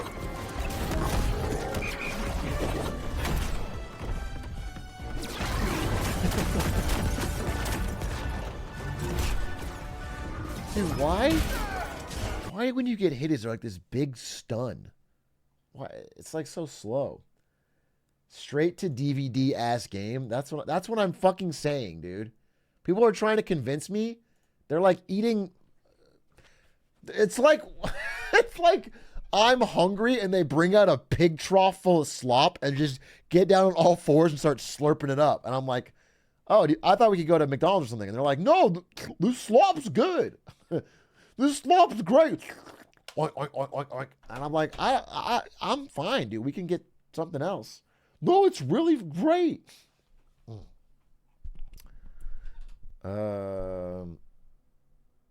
Type of game you would play in the dentist office as a kid. That is such a specific critique. That does hit. That is 100% accurate. Wow, that is such a crazy memory. Yeah. I remember different than that. My parents wanted me and my little brother to play tennis. I think we lived in this is when we lived in Florida. We lived in Florida for a bit, and there was like a kids tennis coach near our house. My parents wanted me to play tennis, and I really didn't want to fucking play tennis. But when you would get to tennis practice, there was this little like waiting room where they had a console. I forget what game it was, bro. But I honestly think it was like Star Fox Adventures or some shit. And I fucking loved it. I loved it. I would only go to play that. I would hate the tennis the whole time. And the second I couldn't play the video game, I would be sad and depressed. But I would get in the car to play. I would try to get there early so I could play as much fucking Star Fox Adventures as I could.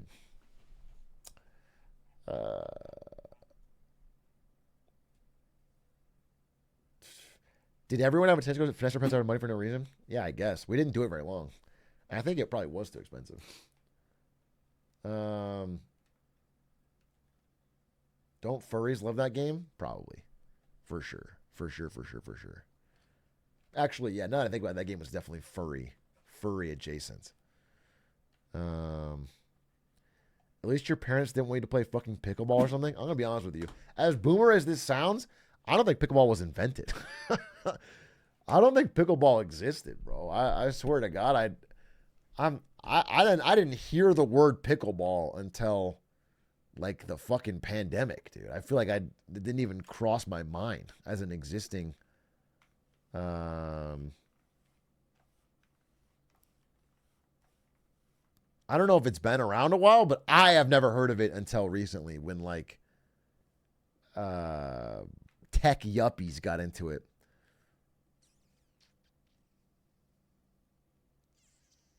Internet says 1965. All right, well, it was around then.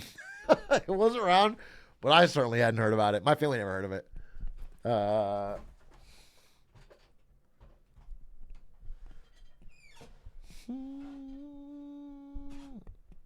Has the world's biggest J. Cole fan addressed the recent tragedy released?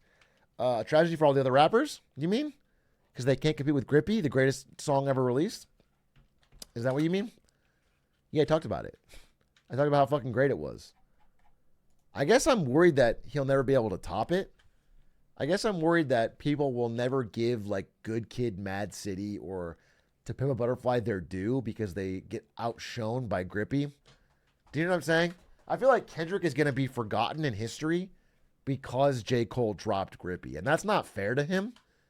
Not everybody can do a verse like that. Not everyone else can keep it strictly dickly. But maybe Eminem can talk about an awfully hot coffee pot again and bring the fucking King verse back. Maybe only M can top J. Cole. It was a verse that felt like an album.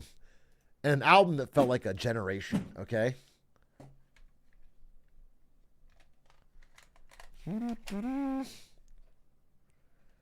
Top comment I saw on a Grippy video, we need another apology after... He goes on stage again. Motherfuck the big three. It's just Grippy, dude. That's the fact. That's a fact.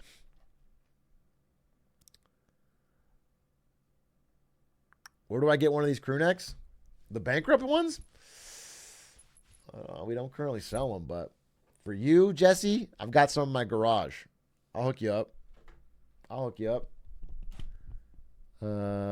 Discord DM me your size. I'll figure it out.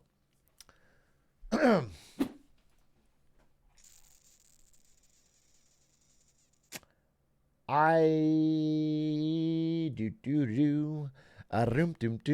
them for 500 only if I can get something furry about them. If I add tails to them. Bit gay help. I hate the new Twitch update on mobile. What did Twitch update on mobile? What is different about Twitch on mobile? I know the Twitch mobile app used to really suck. I feel like it's fine now. I mean, I haven't used it relatively recently, but what did they change? It's like a feed now. Let me see. Let me see. Let me make sure I understand what I'm talking about here.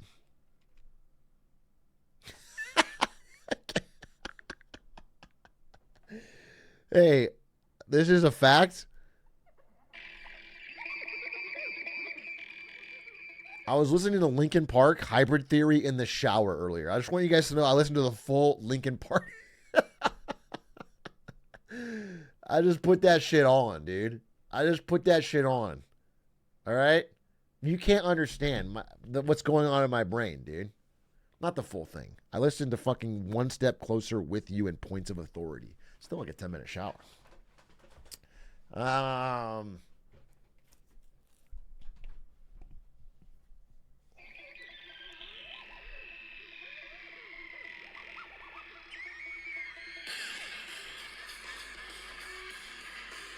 Yeah, I mean, you guys understand the dark thoughts that go on in my mind, okay?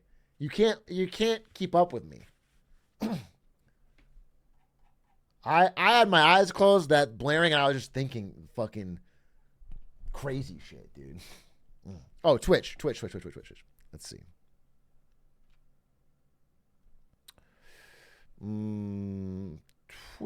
Twitch. It looks fine. I opened it up. It shows me my live channels. I see XQC. I see Double Lift. I see Liam. Update it? Well, I don't want to. Oh, I'm on Android. I'm on Android, motherfuckers. Oh, I'm on Android. Andross's enemy is my enemy.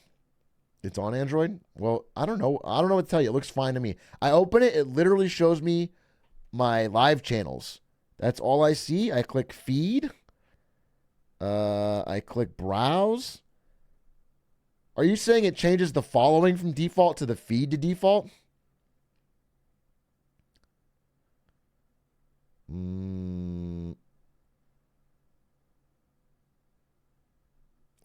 Because I see the feed, but it's not default for me.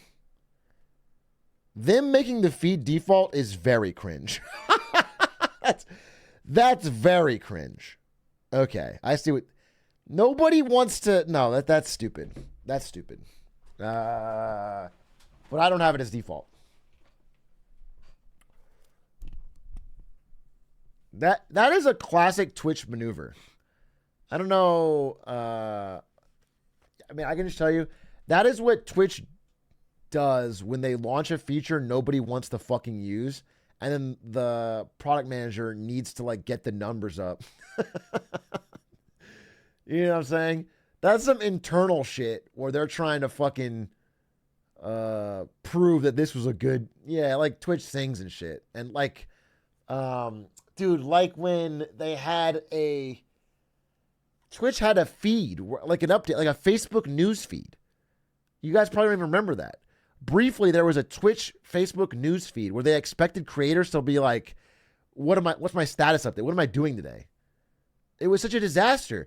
And everyone they talked to internally, I remember me and Jaywitz raising a fucking stink. We were like, this is so stupid. Nobody's going to want to do it.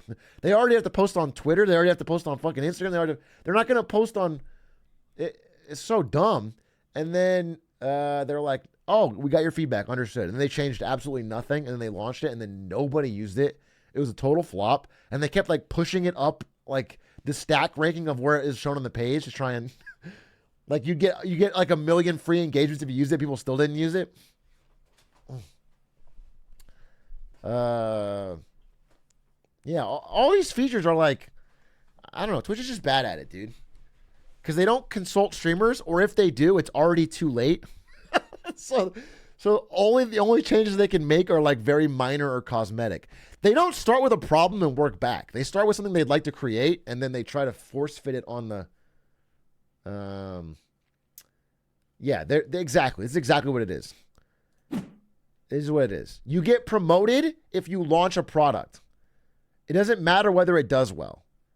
So the incentive is just to launch, to never listen to feedback, don't slow down, just push, launch it, then move off to a different project, get promoted, get out, and then dump it on someone else who then is like, tries to make it work, and then eventually sunsets it. That's like the whole shebang.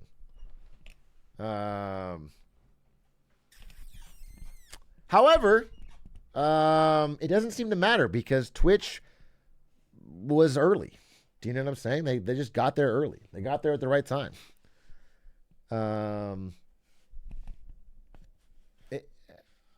I'm recognizing that whether or not they make good products is not really going to move the needle too much because there's no viable alternative. Kick is full of degenerate, gambling racists, and YouTube is not even caring about live.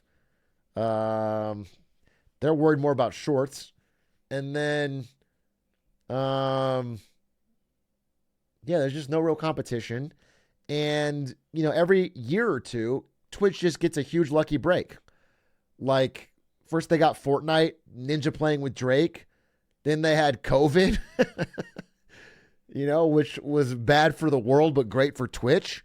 And recently they got Kai. They got Kai Cenat, dude. They got, something's going to come along. Kai Cenat's with Kevin Hart. I mean, they're going to get somebody to reason a lot of people into it.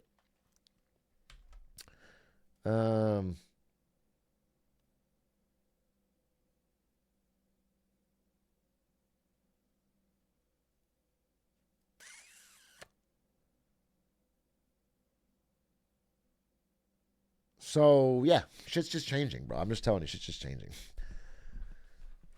Their stream was so good. I saw clips. It was fun. It looked really funny to me.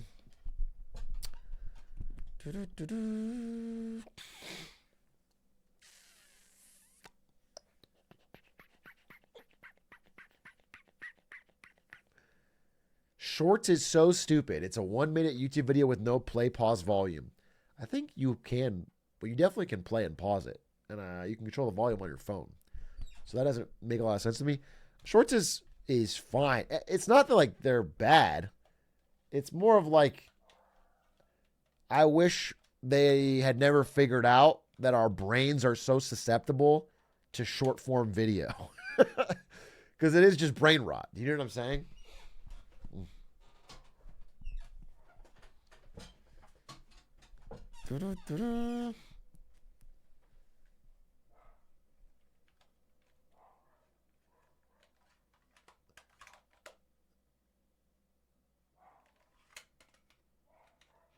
I like to call it brain boost. You feel like your brain is getting boosted from watching hundreds of hours of YouTube shorts? You feel like it's making your brain stronger.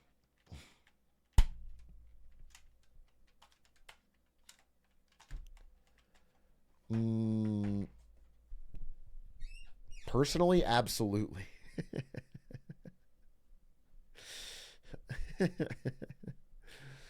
Length equals quality? No, not linearly. However, I don't think that I don't think there's many topics that can be given any amount of nuance or depth in the length of a YouTube short. No,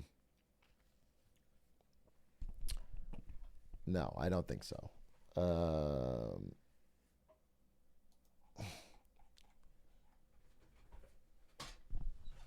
It's how you use that length. Oh, you're talking about penis size. I see. I mean, like, for example, I never could have learned as much about Bionicle in a YouTube short. I needed 9 hours to really get to the soul of it.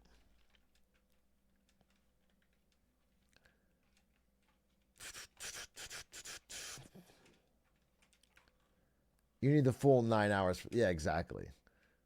How about 9 hours of shorts? God, I feel like that would just fucking destroy your brain. It's like, I think to drill down on it, it's like, I think YouTube shorts and TikToks trains your brain to the very, very second you get bored to abort. To just lose, to switch to the next thing. That's what's the real problem with it. Not that you can't fit a good idea in a short video. It's not really what I'm talking about. It's more like the format of short form scrollable video wires your neurons to be unable to sustain attention. To to have your immediate response to not being 100% engrossed to check out.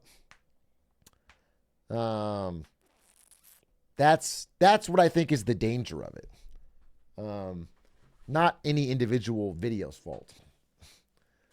So for my job, I have to constantly look at content and new trends. And I clearly remember one day that I was scrolling so fast because I was in a rush that I clearly felt my brain melting and shutting off. It was so terrible. Your job is to constantly scroll TikTok for new trends. And they measure the amount of TikToks you scroll, so you had to scroll faster because you were in a rush.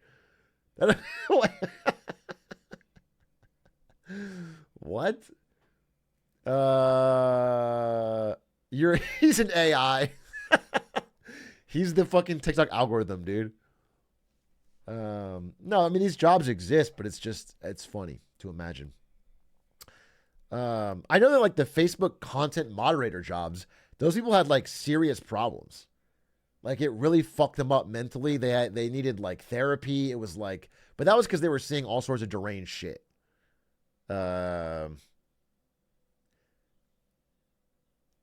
Like those jobs were really bad. This is more of just, I mean, yeah, again, I don't think there's anything inherently wrong with shorts. That's the feeling I get, is that if I watch too many shorts, I feel like I am training my brain for the inability to hold attention.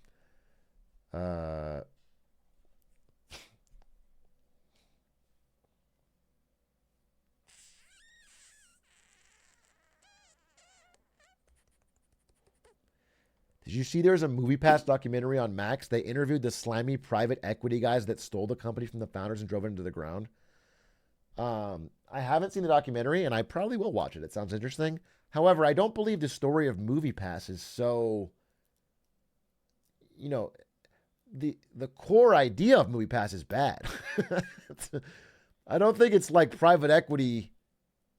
It's not like, I don't know, Toys R Us, where it's like they had a relatively well-run toy store, and then private equity. I feel like MoviePass was like from the beginning.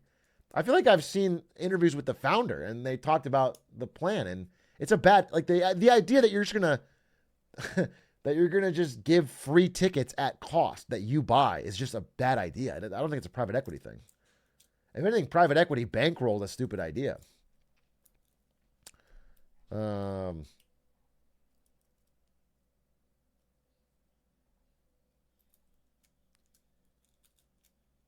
would hate for them to like rewrite history and be like, yeah, MoviePass was this brilliant, good idea. And then private equity and their slimy tendrils got in and ruined it. I think MoviePass was an idiotic idea that was a product of a time where you could raise money for stupid things if you would show growth with no idea how to make it into a business. It was good for the consumer? Yeah, because it was free movie tickets. You know what I'm saying? When you went to see a movie with MoviePass, they just bought the ticket retail and gave it to you for free. It's of course it was it was just taking someone else's money and buying your movie. But that's not that's not a business. I could make Big A's fucking Pizza Pass, and it's where you order a pizza and then I pay for it. And you'd be like, damn, Pizza Pass is great. And then later when I go bankrupt, you're like, damn, fucking private equity again, ruining a good business. And it's like, well, no, I don't. They didn't ruin it. They just fucking helped fund it. I don't know what to tell you.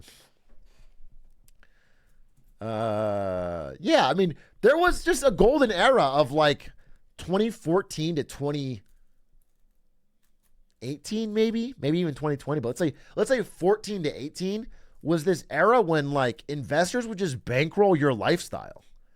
You could get Ubers at $5. You could get,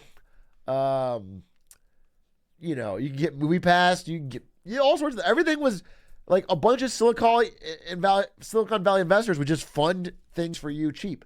I could order Sprig meals.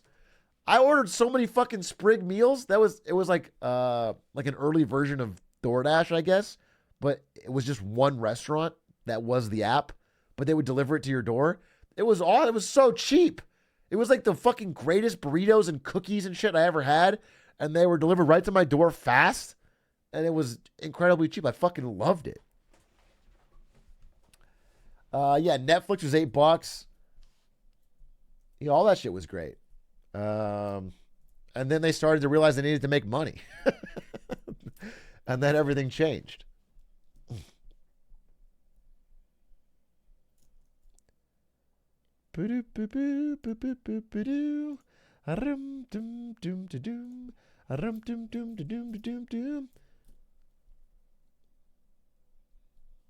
It's fun seeing my friends complain about how Uber Eats never gives coupons anymore and adds mad fees.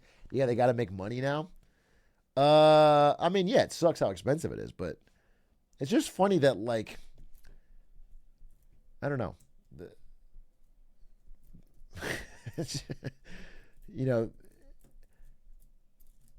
this never existed really before, and then they made an app for it, and it's like, oh, now the economics make sense, and it's like, that doesn't, just because there's an app doesn't mean suddenly it makes sense to have somebody deliver all your food at like a regular income.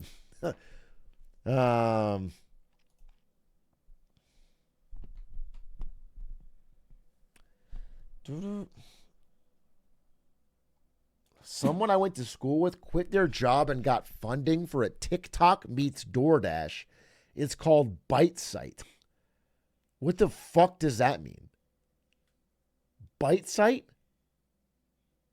So you're just scrolling pictures of food and then you click one and they send it to you? I swim. I'm going to swim.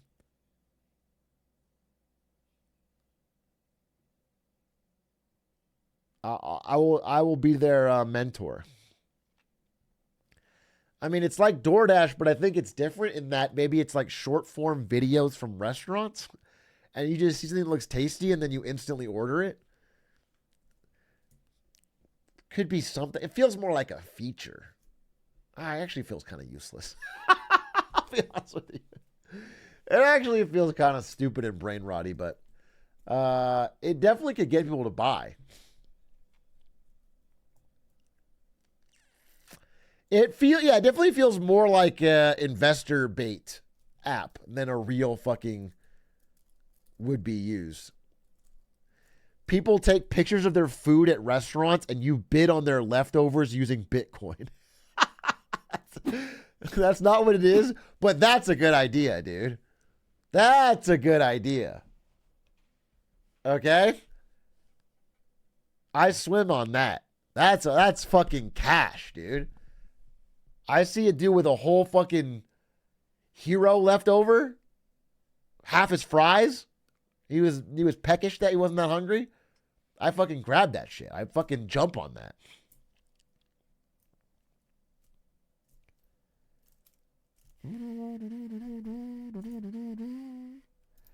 Hey, Big A, did you see the Cheez-It Crunchwrap at Taco Bell? I didn't see it, but Punch told me I should buy him a Taco Bell gift card so we can try out the new Crunchwrap at Cheez-It Crunchwrap at Taco Bell.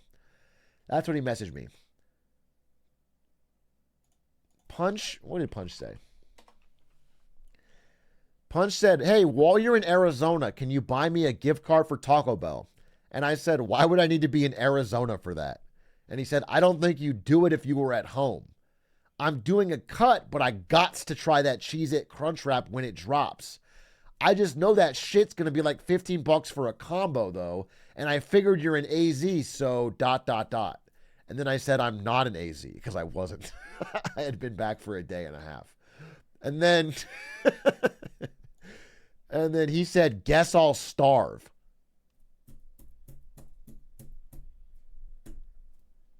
It doesn't feel like that's on me. Doesn't feel like that's on... It feels like... I don't feel like I did him dirty. I certainly don't feel like I did him dirty. I wasn't in Arizona. However, I haven't heard from him since, so maybe he starved to death. It's possible he starved to death. I wouldn't rule that out. He may have starved. I'm not the asshole on that one. By the way, I honestly would be more likely to give him the gift card if I knew he wasn't going to buy the Cheez-It Crunchwrap, because the Cheez-It Crunchwrap I'm against morally. I don't like Doritos Locos Tacos, and I don't like the Cheez-It Crunchwrap. I don't like seeing cracker snack food, and I mean cracker in every sense of the word, getting mixed with Taco Bell classics.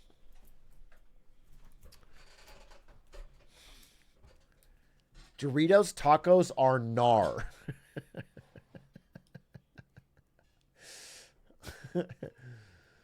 Whoa, Latino, you can't say that. I'm sorry. I should have stayed in my lane.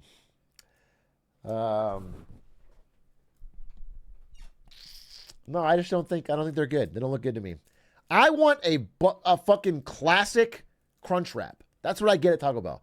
A fucking classic Crunchwrap. It's great. I don't want a fucking Golden Graham fajita, dude. I don't want a Golden Graham fajita. I don't want a fucking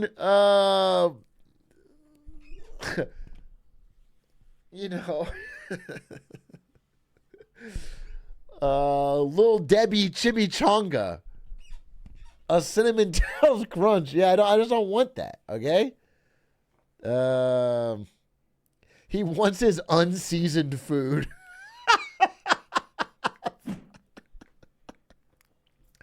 This guy's so white, doesn't even like seasoning with his food. I personally prefer a little spice. That's why I get the fucking Golden Grams chimmy. Shut the fuck up, dude. I'm a cheesy bean and rice burrito fan. Thank you, Maisy. That's a classic. A classic cheesy bean and rice burrito. That's what Ari gets. You get filling food. It's good. Good price. It's a peasant meal. Okay. I'm sorry, your lordship. I'm sorry when you eat your fucking Cheez-It treat mixed into your fucking slop. I didn't know I was dealing with European royalty.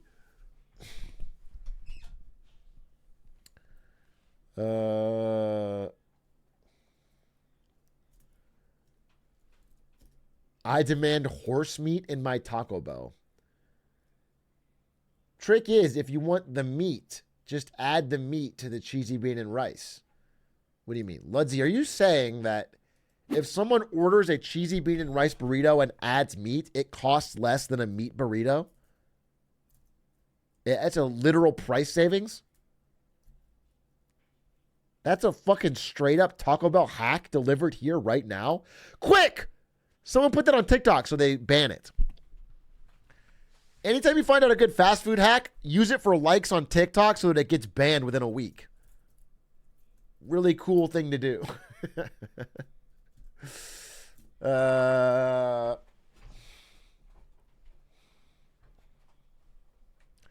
patch it like a meta. What's the first food chain I should hit when I'm in LA on holiday? LA has a lot of great restaurants. So if you only want to go to chains, you're limiting your options. There's like fucking great Mexican food, great pizza. I would not go to McDonald's, bro. However, In-N-Out, if you haven't been to the West Coast, In-N-Out's great. Yeah, a nice burger at In-N-Out.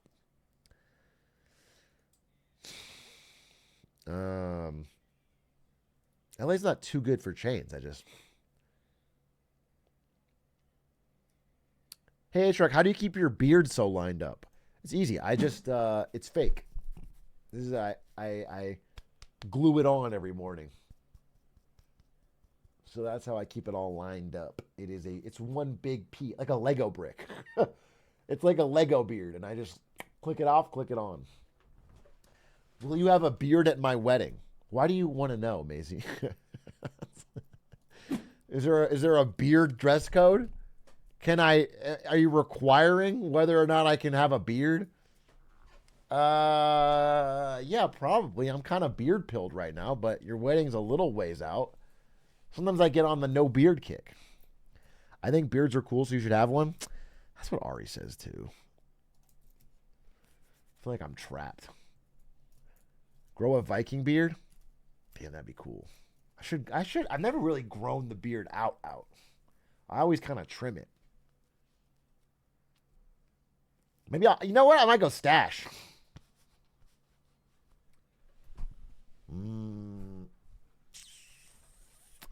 Grow a Tyrion beard? Don't I already have a Tyrion beard? Tyrion beard. Oh, never mind. He had a little bit of juice on it. That's a Tyrion beard. Linkus will sob if you show up with a stash, I fear.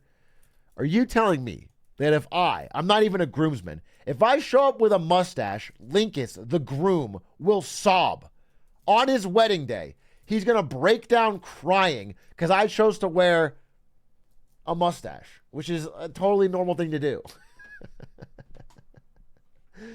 That doesn't seem fair.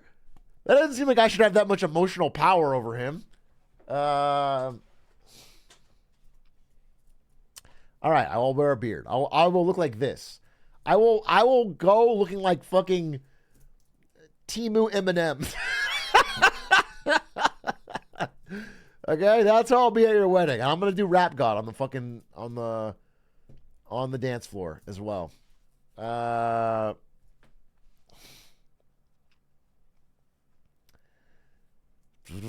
Could you please live stream it? Don't be a coward.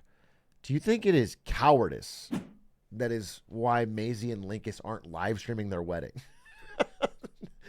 Do you think that is just pure fear? Or do you think perhaps it is a desire for a genuine emotional connection, to not monetize every second of their life into content, and to have one beautiful moment that they're sharing together as two people in love? Okay, wait. I said I would if Linkus could get a sponsor because that shit is pricey.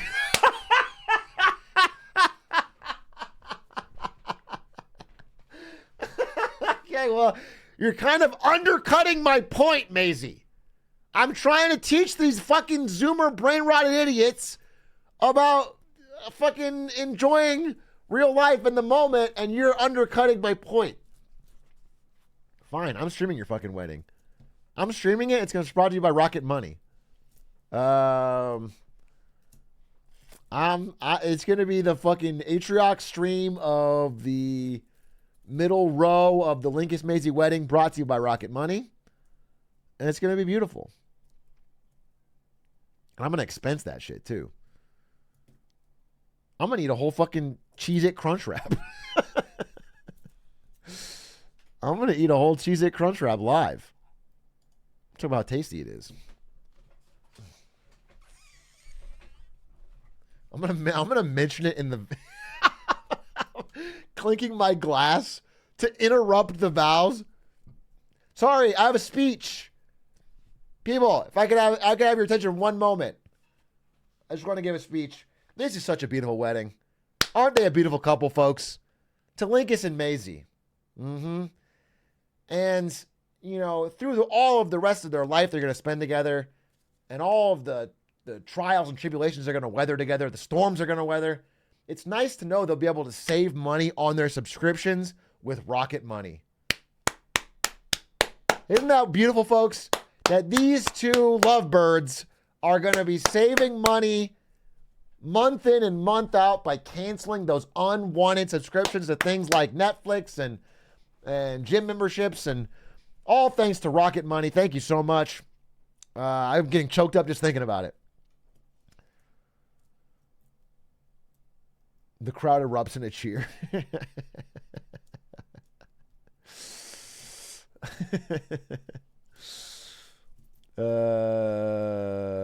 Link is going to have 2 reasons to cry now. Rocket Money can't cancel gym memberships. It actually can. It actually can, Duddist. Probably not the free version, though. Rocket Money free version will find all of your regular subscriptions, like like all your recurring ones, you know, your regular recurring ones. And then the pro membership will they will actually negotiate down all your bills, for example. So if you want to cancel gym, it can do that. It can cancel, like if you have a cable bill that keeps going up, it will try to cancel it to get you the lower thing and only charge you 1% of what it saves you, which is, again, also pretty sick.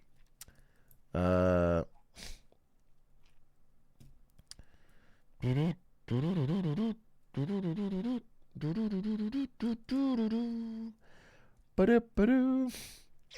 for my speech. Sorry, I'm just prepping for my speech.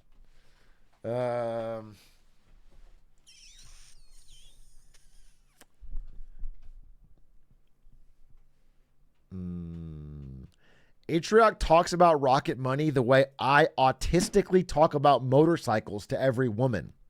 It's a very specific example. It's a very expensive example. Yeah, God bless you. Me, unfortunately, with Resident Evil. I believe that. You are always talking about Resident Evil on your Twitter. Maisy has a tweet every day like, oh my God, any Leon fans out there? Leon fans, rise up. It's like a picture that she fucking drew of Leon Kennedy, and it's like a heart. It's like, all right, that's cool. But then literally tomorrow it'll be the same thing. It'll be like, just thinking about Leon again. Here's Leon from the back, and it's like Leon's fucking juicy ass on a motorcycle. That is Maisy's Twitter in a nutshell. Link to her socials.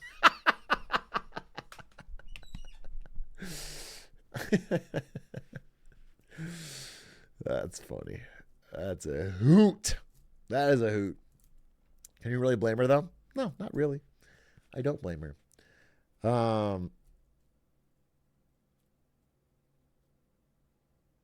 Will we be invited to Linkus and Maisy's wedding like we were to yours? Yeah, right? Like, Maisy, you guys wouldn't invite me if I couldn't bring my chat, right? I assume. I'm not going to speak for her, but yes, you guys can come. Come on, don't. It would be weird not to have my chat there. Do you know what I'm saying? I ride or die with my chat. I wouldn't go anywhere without him.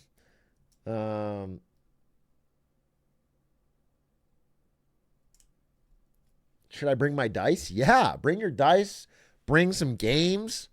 Bring stuff we can do, because we might get a little bored during the vows, you know?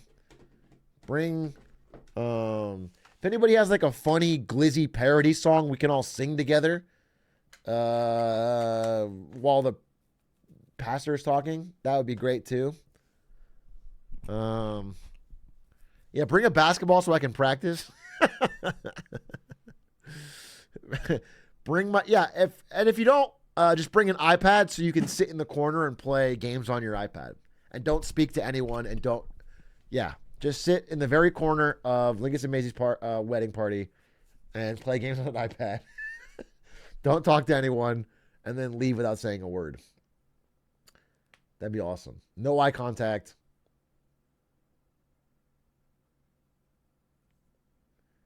Can I watch Family Guy clips during it? Only if you laugh uproariously loudly. Peter, you dog. Like that, something like that. Just fucking lose it.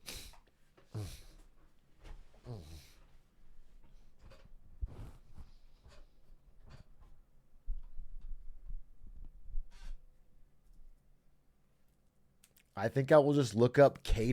Genius lyrics. Oh my God, dude. I have to not read Reddit. Specifically the Kendrick Lamar subreddit. If I even look at it, it makes me not like Kendrick Lamar's music.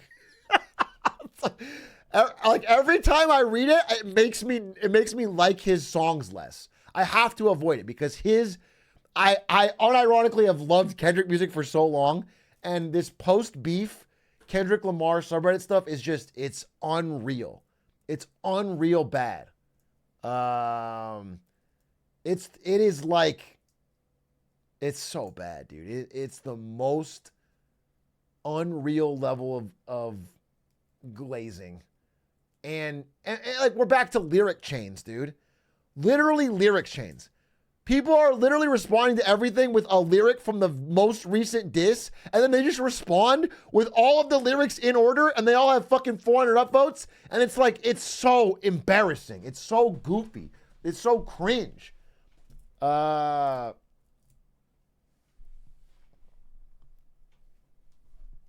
God, it makes me mad, dude.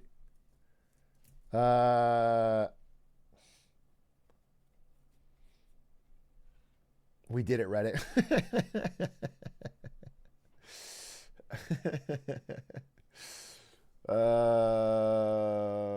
It is funny because, yeah, it's like... I bet you Kendrick... I don't think Kendrick has ever read his Reddit one time in his life, but I do think that if he saw it, he would think it's corny. 100%. As a dude who's on a fucking flip phone, and he would not, this would not be something he would think is fucking cool. But man, it's bad. It's just bad. This is why K-Dot doesn't do rhetoric. Yeah, dude, that's why he stopped. It got too fucking cringe.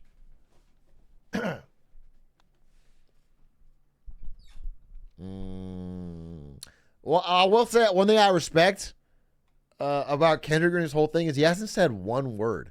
Not one interview, not one Instagram story, not one media appearance, not one fucking little tweet dig. He just put the music out.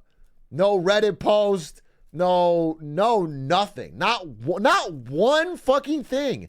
Not even an interview. Not like a podcast. He literally just put the music out and then won the war. That's so Giga Chad. And his fans are, well, not his, I won't say all his fans, but the fans that I see on Reddit are such the opposite of that in every way. They don't fucking shut up. They can't take a W. They can't. Oh, God, it's just, it's miserable. It's miserable to me. I fucking,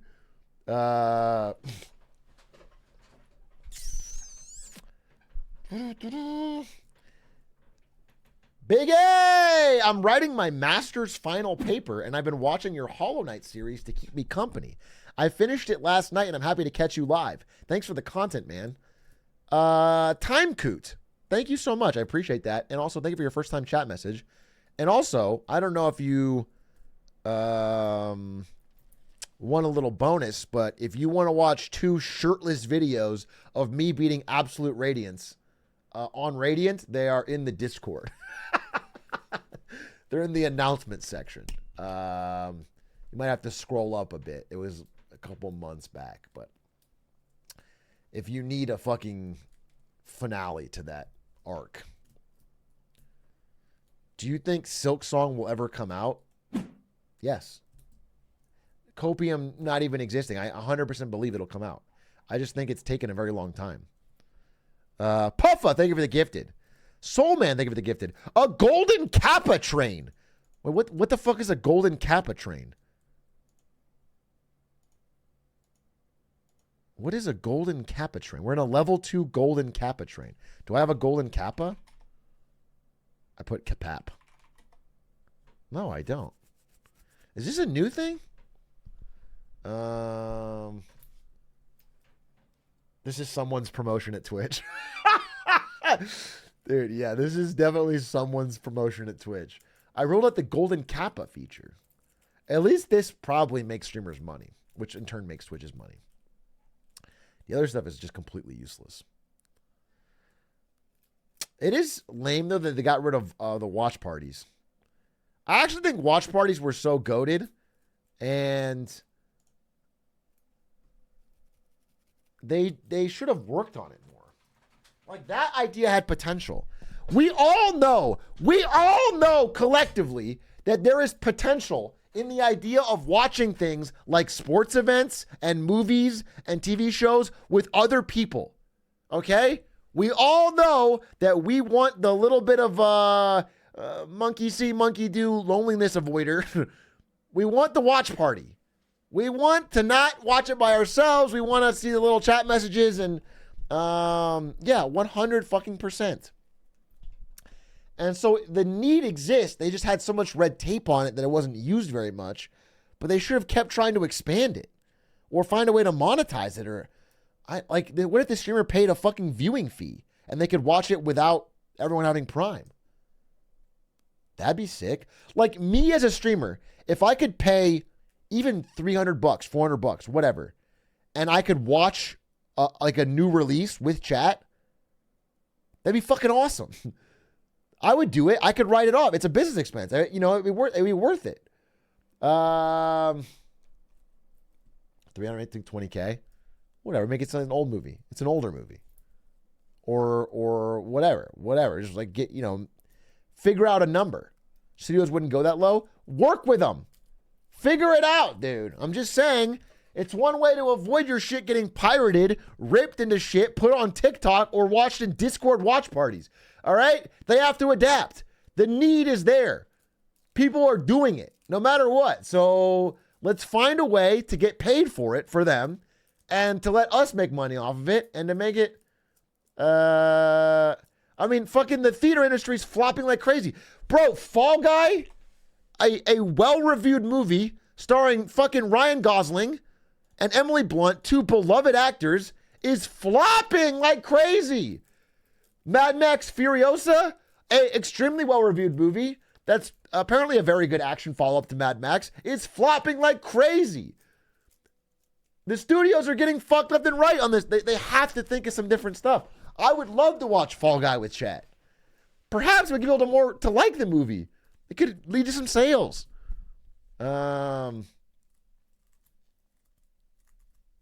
They should be more innovative, dude. Honestly, that's the one project I would work on. If I had to go back to the corporate world, I would love to work on in a big media company trying to figure out or sports rights entertainment how to get live streaming with chat.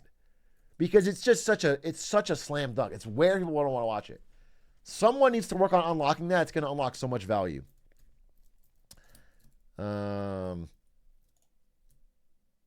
There's a promotion in it for you. There's money. Someone should do it. It's fucking.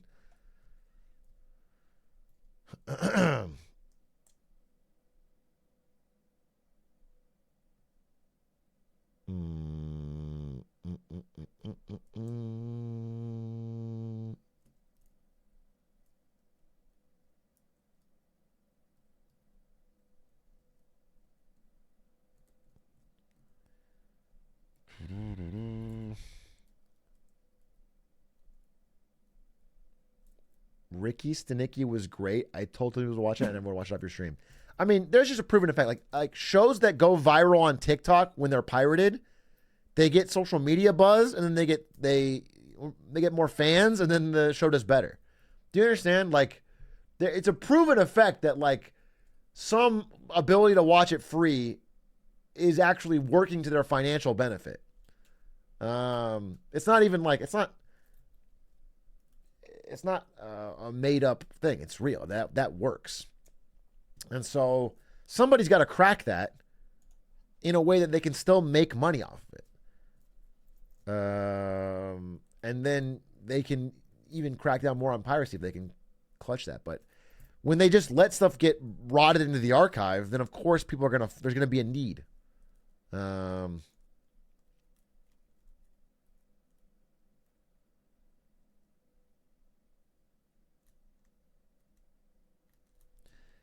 Pretty much every time I watch a movie in a theater, I end up mad. People talk, the chairs are uncomfortable, and the food flavors.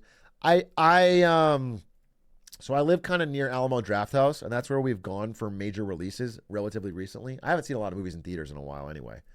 So they're very big about banning phones and all that. But my understanding, and you can tell me if I'm wrong, is that like people are more and more likely to take their phones out or get bored or talk or in just a regular theater. Like that's happening. And I don't, what's funny is I feel like we're like so close to having we talked about this before. Well, I think we're so close to having a movie theater that just gives the fuck in. I feel like they're just going to have the AMC phone room, dude, where it's like, yeah, phones allowed. They just fucking just do it. And I honestly think we're pretty close to having a movie theater where there's chat on screen and it's everyone in the audience chatting. That's my dream. I've been wanting to make that happen, dude. I think I could make some fucking money. You link your phone at the start and everyone's just fucking chatting. I legitimately think, I know it's brain rot, But, you know, the brain rot's happening regardless. I want to make some money. I think that's a fucking genius idea.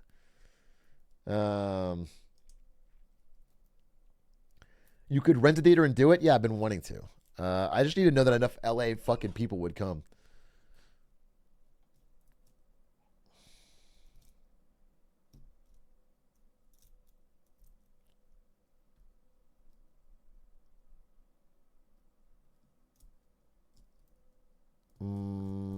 What about the pausing and commentary?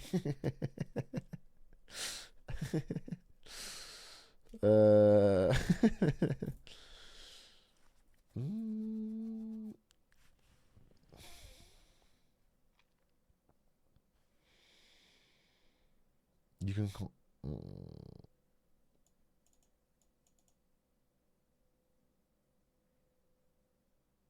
Well, I mean, obviously you'd put it through a content filter, bro. You'd put it through a content filter. And also, I don't think that the level of racism in those chats would be off the chart. I don't think that. You know why? Because you're not that anonymous. You know what I'm saying? You can find them IRL, and they could link it. Once your phone connects to the thing, they would literally know what seat it was. So you type the fucking N-word or something on screen, you're there in person. I literally think people would, I'm not saying no one would do it ever, but I'm saying with a content filter and the ability to link it to your seat, I actually don't think it would be that common. Buying a burner phone so I can drop slurs in the movie theater. You're buying 2 separate seats on different sides of the theater, linking one phone to the other, running across, just so you can fucking make sure people have a bad time. So you can drop a slur on fucking Wreck-It Ralph 3.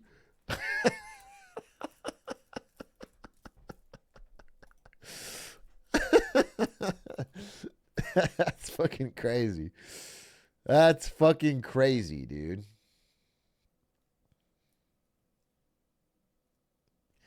People have worked harder to achieve less. Agree with that.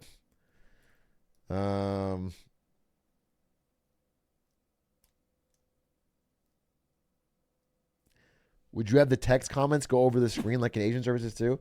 I mean, I would have it in a corner like I have my stream right now. I assume that. Or even a side screen. I don't know. I don't know exactly how I'd do it. I'd probably just put it over the screen. Yeah. Fuck it. If we're going to go brain rot, lean into brain rot, dude. Nobody is going to the fucking Twitch chat theater for a fucking draft house experience. Do you understand? I'm not going to like try to sugarcoat it to make it be like peaceful. I'm going to put it on the fucking screen.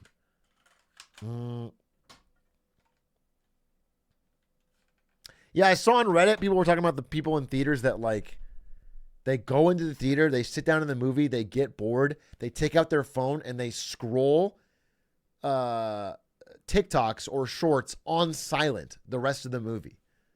That's fucking crazy. That's fucking crazy.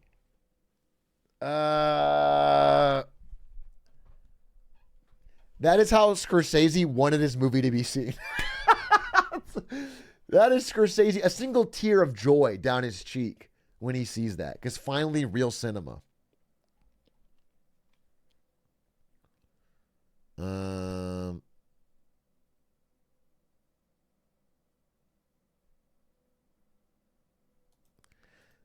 This is also more common. I think this is what I'm talking about.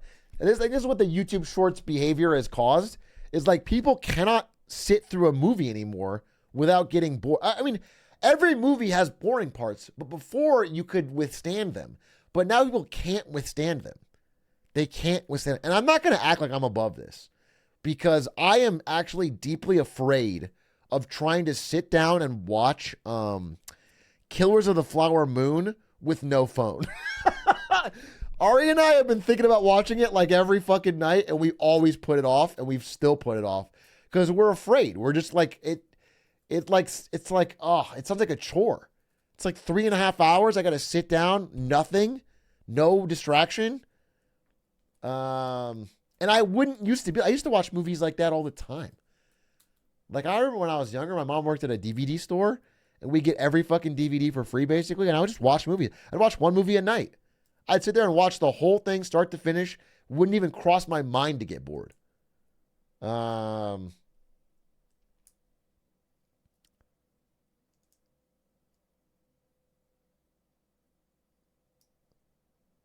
But I think this is more common now, legitimately. People not having the attention span to watch movies. Like, they just don't want to go. Like, the only way they can watch a movie is if they're allowed to have a break. Where, like, you watch a third of it or a half of it and then take a break and watch the rest tomorrow or something.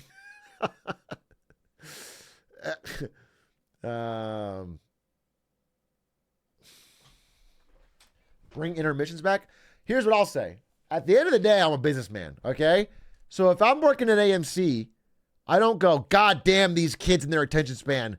I think we got to find a way to make some fucking money. We got to bring back intermissions. We got to throw chat on screen. We got to do something. We got to do fucking something. A good movie be able to hold your attention. I think this is copium. I'm not saying there's not a difference between good movies and bad movies. I'm saying when your brain hits a certain level of rot from shorts, every movie gets boring at some point. It's like it's called pacing. You know, there's high points and slow points, and eventually people check out and their brain goes, oh, time to skip. This part's slow, skip, and then they go and they brain rot. That's what it is. It's not like the quality of movies is so drastically different. It's that people's attention spans have shortened. Like, yeah, exactly. Oppenheimer is a great movie, but there's parts in Oppenheimer that are very easy for people to be like, oh, I'm bored, I checked out. Or like Killers of the Flower Moon. I'm sure it's a great example. It's a great movie, I'm sure, but it's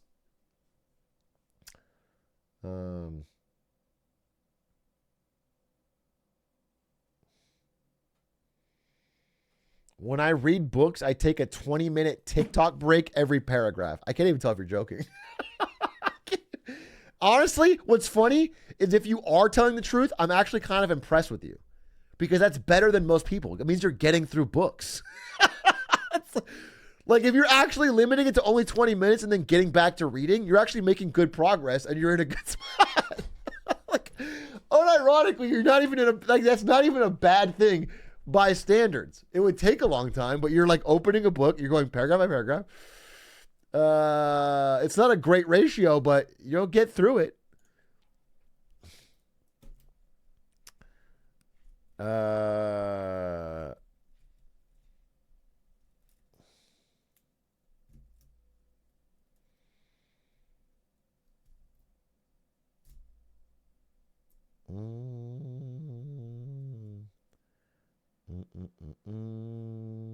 Podcasts show that people are able to hang on for long form.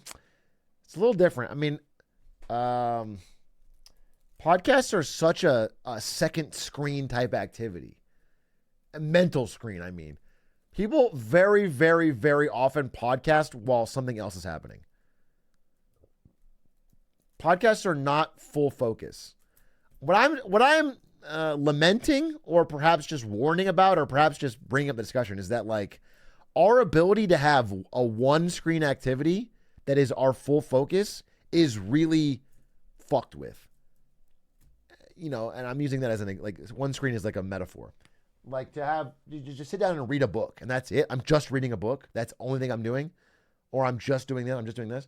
It's tough. It's like, it's just tough and getting tougher. And,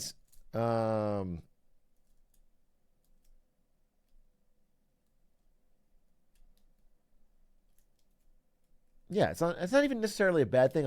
It's, you know, there's possible risks with it. Because multitasking isn't real. It has been proven that multitasking is not real. The brain can't actually multitask. What we think of as multitasking is like restarting. You stop one thing and start the other. It's just fast. You can't actually multitask. Your brain doesn't actually focus on different things. And so,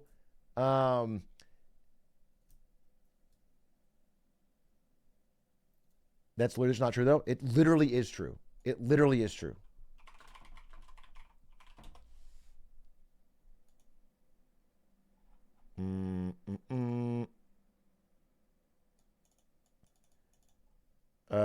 based on over a half century of cognitive science and more recent studies on multitasking, it takes time, an average of 15 minutes, to reorient to a primary task after a distraction such as an email. Eventually, it can drop by as much as 40%. Yeah, fucker. Dude, it's not... Sadly, multitasking does not exist, at least now we think about it. We instead switch tasks. Our brain chooses which... It's not... You're fucking stupid as shit, bro. You can't actually multitask. It's not... It's exactly as I said.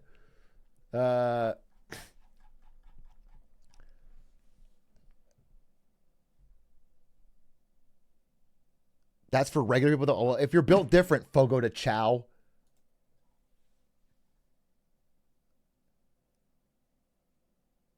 Multi-threading don't exist. I took the limitless pill. Yeah, this is exactly what it is. They're switching attention fast back and forth, but you lose efficiency. That's exactly what it is.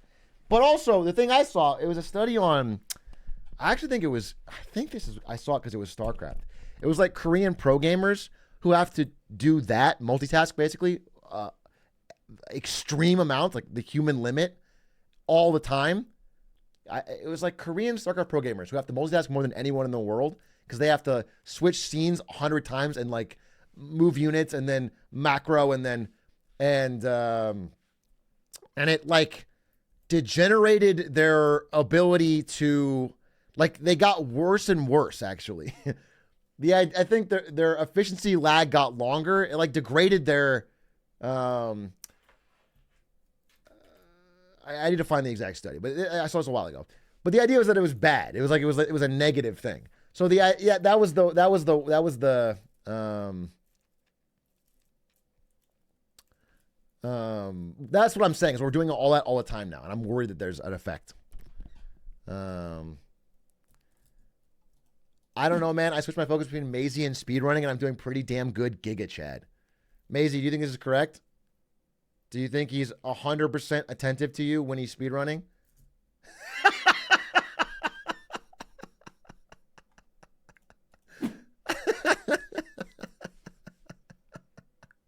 That was frame one. That was instant.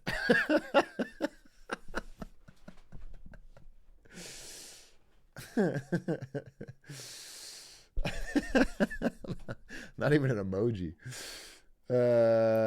Not him saying shit, God.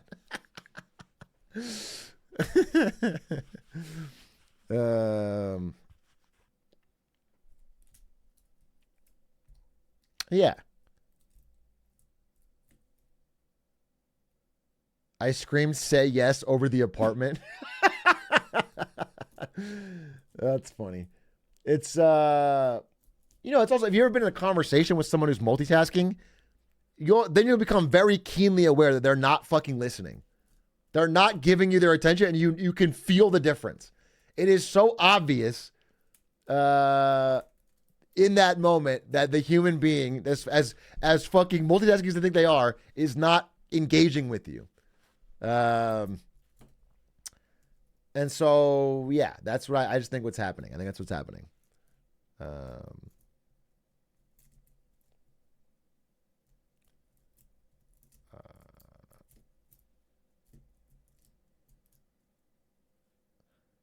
Is this just some slow people copium?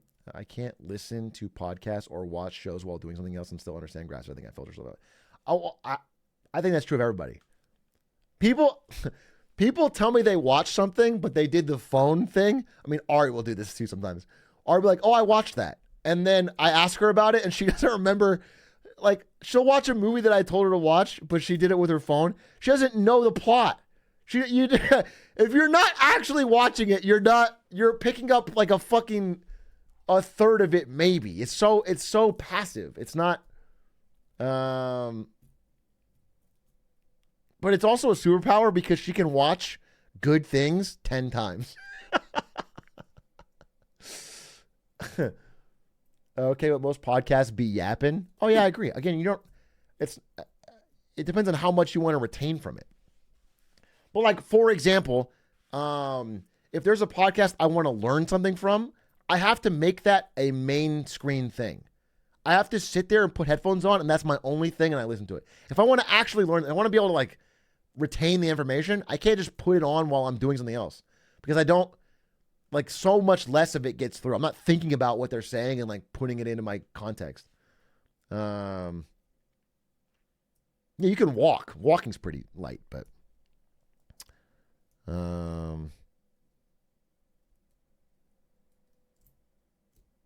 like, yeah, I can put on The Yard or something, and it's just something I'm doing while I'm doing something else.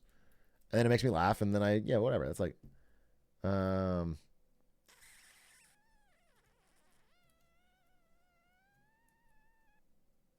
you know, K-Dot's built different. He lives without YouTube Shorts. No, I legitimately believe this. I think Kendrick Lamar is a different animal, not just from other rappers, but from like every human nowadays, because he legitimately has a flip phone. He legitimately checked out of social media. He's like, he is fucking, you know, he has infinite praising notifications that he doesn't see. You know how many humans have the willpower to not look at comments that are positive about them?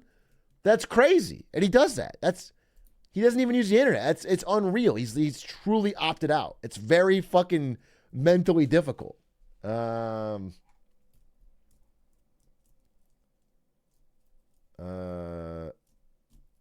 Maybe he has a burner iPhone just to browse on the sly. He probably does, dude. He probably does. He probably does, dude. Maybe he's not built that different. He probably low-key has a secret iPhone. He checks on it, and then he's got a burner account. He's like, yeah, Kendrick really fucked up Drake in that battle. Like, maybe he's on the fucking Reddit doing the lyrics chains. Okay? That's what I would believe it.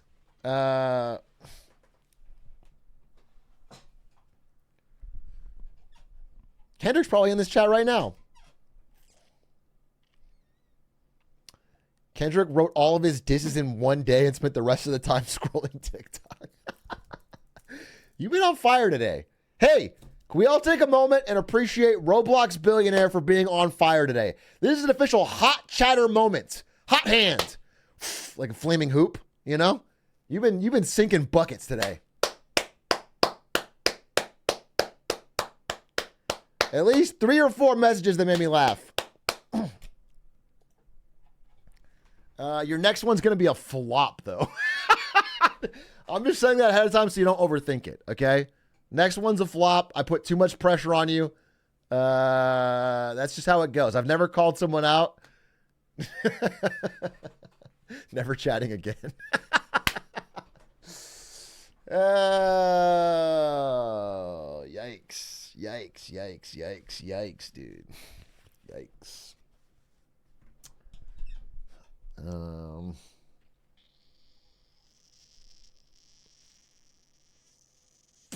Just wanted to stop by stream to say hi, but I gotta leave because I can't spoil Atrioc Clips video. Bye. Adish, don't include this. When you're watching, don't include this in the Clips video.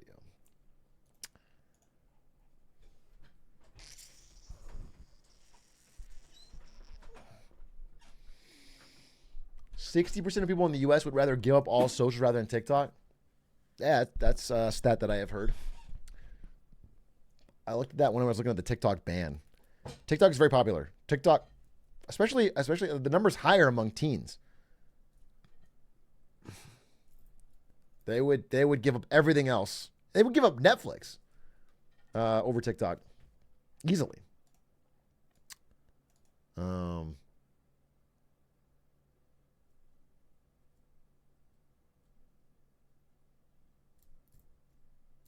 Though I do think that TikTok has been, I think it's peaked. I think it's past peak.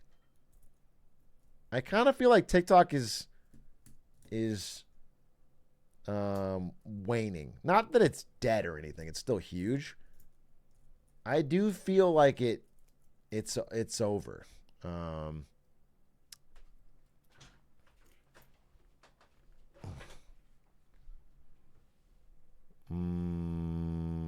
Past peak growth or seeing contraction? No, I don't think it's seeing contraction. I just think it's I was projecting out growth rates that are no longer there, and I don't think it's going to hit that dominant number one spot that I thought it was going to hit. And it does feel like the vibe is switching on it.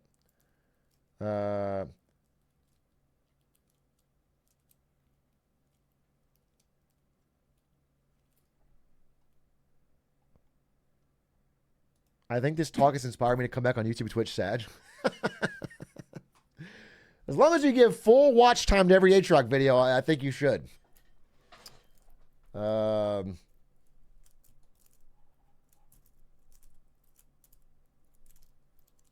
what I'm more talking about is, and this is not even me like condemning or finger wagging. I'm just bringing up my thoughts as someone who has used these things, that I'm uncomfortable with shorts, with short form scrollable video.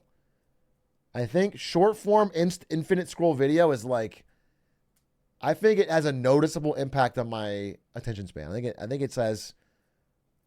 I think you can feel it. So I'm trying to do it less.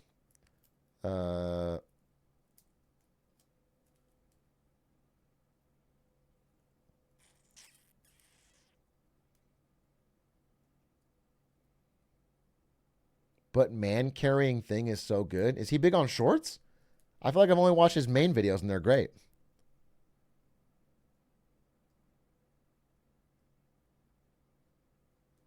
Hey, Big A, I currently have a solid job, but I'm thinking about leaving to go finish a degree. Do I have brain damage? You don't have brain damage, but I think if you're making $90K salary and you like your job and you want to leave to go do a degree, I think it's risky. I don't know. Maybe the degree is phenomenal. I don't know. You guys never give me enough context. You never give me enough details. It's always too vague for me to try and really analyze. But it sounds like, yeah, I don't even know how much you like your job. But 90K is pretty good, bro.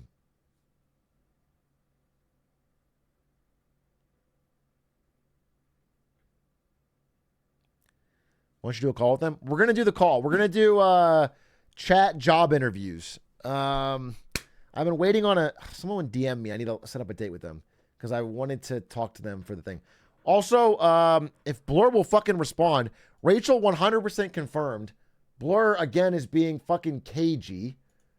But we're supposed to do Blur Rachel Dating Advice 2 on Saturday. It's supposed to be the fucking follow-up. And where they have much more insane stories. Also, little teaser, apparently the Crimson Blur has found a serious relationship. Blur is as an official girlfriend. He is no longer actively dating. The dating is apparently paid off. And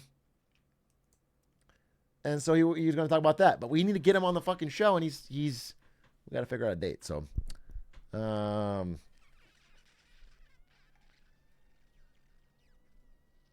we're also doing second part A-Cult Trivia on Tuesday of next week. If you want to join the trivia from the ACLU, then get a team, sign up, register before Tuesday. Should be fun.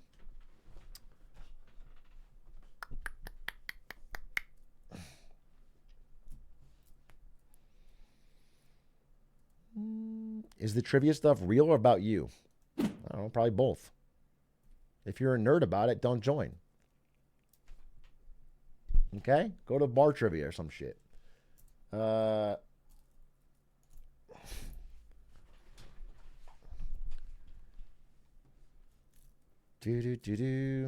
Big A, I make $200K a year plus stock and bonus. What am I missing out on? Why don't I feel settled?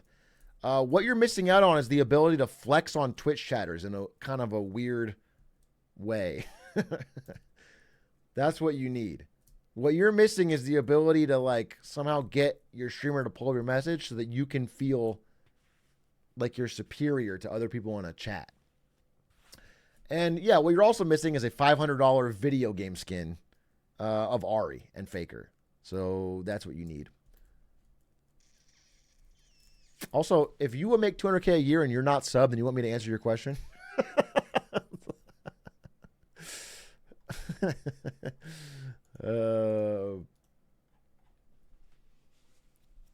I don't buy it.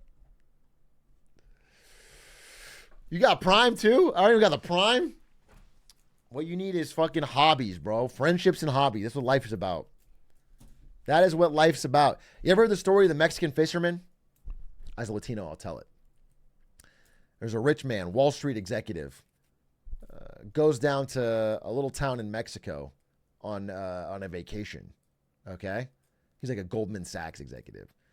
While there, he goes out and he meets a fisherman, a Mexican fisherman. Mexican fisherman, he's talking about his life. Just asking, hey, what's your life like? Mexican fisherman says, all I do is I go out and I fish during the day, come back home, drink a couple cervezas with my friends, relax on the beach, spend time with my wife. The guy goes, no, you're doing it all wrong. I'm from Goldman Sachs. I'll tell you how it's done. You need to double your fleet. You need to take some of the money you're making and reinvest it in buying another boat. Then you could hire another captain and get a percentage of their income. If you do that 10 times, you'll have a whole fleet of fishing ships. Then eventually you can make enough money after 20 years to sell your business out to a larger conglomerate of fishing organizations and retire young, retire early. And the Mexican fisherman goes, is that what you did? And he's like, yeah, I've been doing business like that my whole life. I'm on track to be worth $50 million. And then the fisherman goes, what are you going to do with that money? And he's like, well, now that I have all this money, I can retire young and I can go out and fish a little bit and sit on the beach and spend time with my wife. And the idea is, you could skip ahead a little bit by not,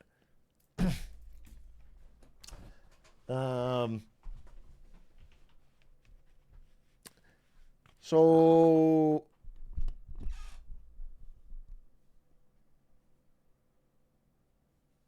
skip savings, retire early. That's not exactly what I'm saying. And also that story ignores the fact that we live in America and you could get a healthcare problem and then you're bankrupt. And that's when the money would come in real handy. Do you understand? That's when the money would come in real handy. We don't include that part in the story. We don't include the part where the fucking fisherman gets a non-covered illness in their 50s and but there is some moral there, which is like the whole point of the money is a means to an end to having, the depth and quality of human relationships in your life. That's what brings you fulfillment. That's what brings you happiness. The people around you, if you enjoy spending time with them, they enjoy spending time with you. That's going to give you more happiness than any money. The money is just a means to get to that.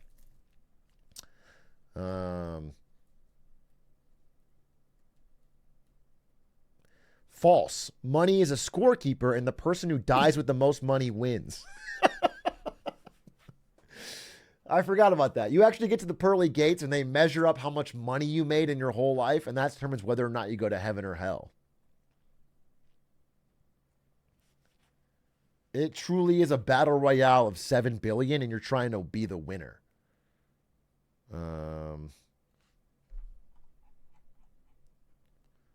What does it mean then when I spend money to get attention from a 5'11" Twitch streamer? Why does my height factor in there? Why did you need to mention that I'm 5'11"? That's my only question.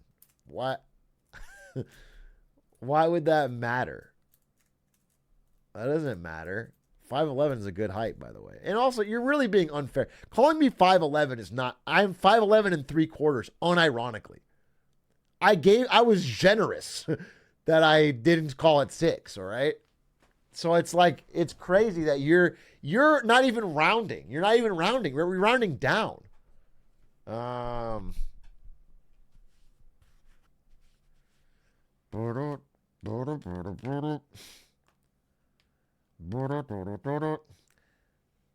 you shorter than Ludwig? Unironically, Ludwig is like 6.5. It's unfortunate. I would love for him to be short wig, but he's 6'1.5". It's tragic. And Stans is fucking 6'1" and a half, I think. Stans is on his way to 6'2". If he eats big and strong. Lud was measured 5'10" on stream. That was a bit. I hate to break it to you. I don't know if you guys know this, but Lud leans into the bit sometimes for content. He does this thing where do you understand? you ever thought about that? Has that ever possibly crossed your mind that he puts on a bit of a facade for content?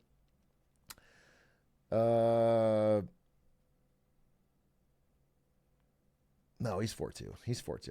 I'm kidding.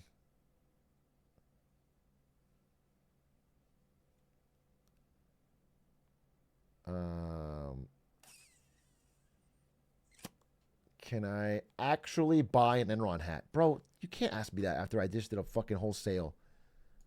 No, you can't right now. Do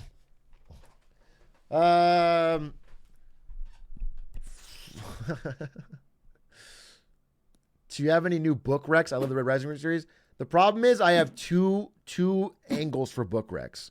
One is, interesting, easy to get into science fiction, like Red Rising, and then the next is like a dense book about the history of America's financial empire, and people don't enjoy the second one. So I don't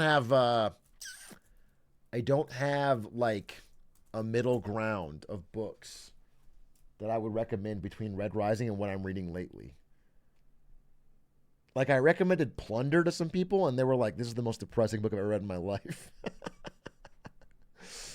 Yeah, I'm looking. I don't know. I haven't read a good fiction series in a minute, actually. So I don't have... Most of this shit's nonfiction. I'm looking at the whole wall. Speaking of Hole, have you read Holes? Classic children's book Holes? Read that.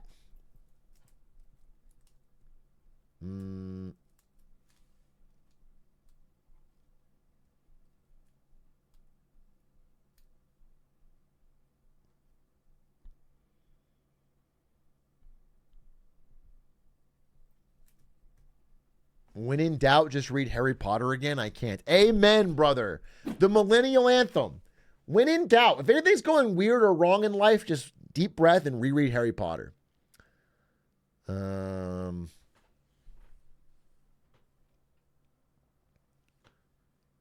What would Harry Potter do?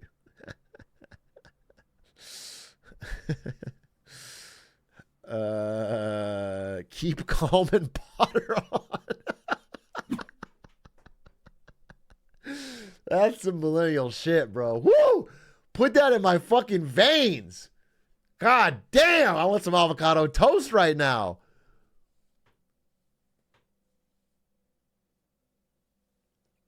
No, I don't know, bro. There's a new, I often recommended Algebra of Happiness as a book. He's got a new one called Algebra of Wealth. It's supposed to be a similar type of writing style, but about, setting yourself for success financially. I haven't read it yet, so I can't recommend it, but possibly good. It's new if you want to try it out.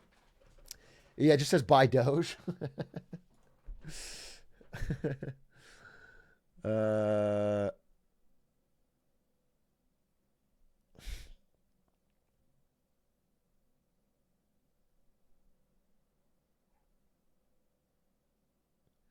How about Algebra of D's Nuts? That's a good one.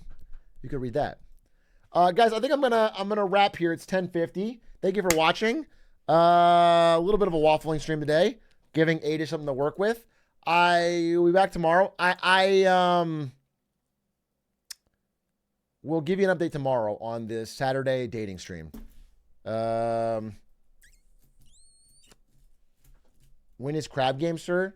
Maybe we should do crab game tomorrow. I need to beat it. Tomorrow's Thursday, right? So no big deal.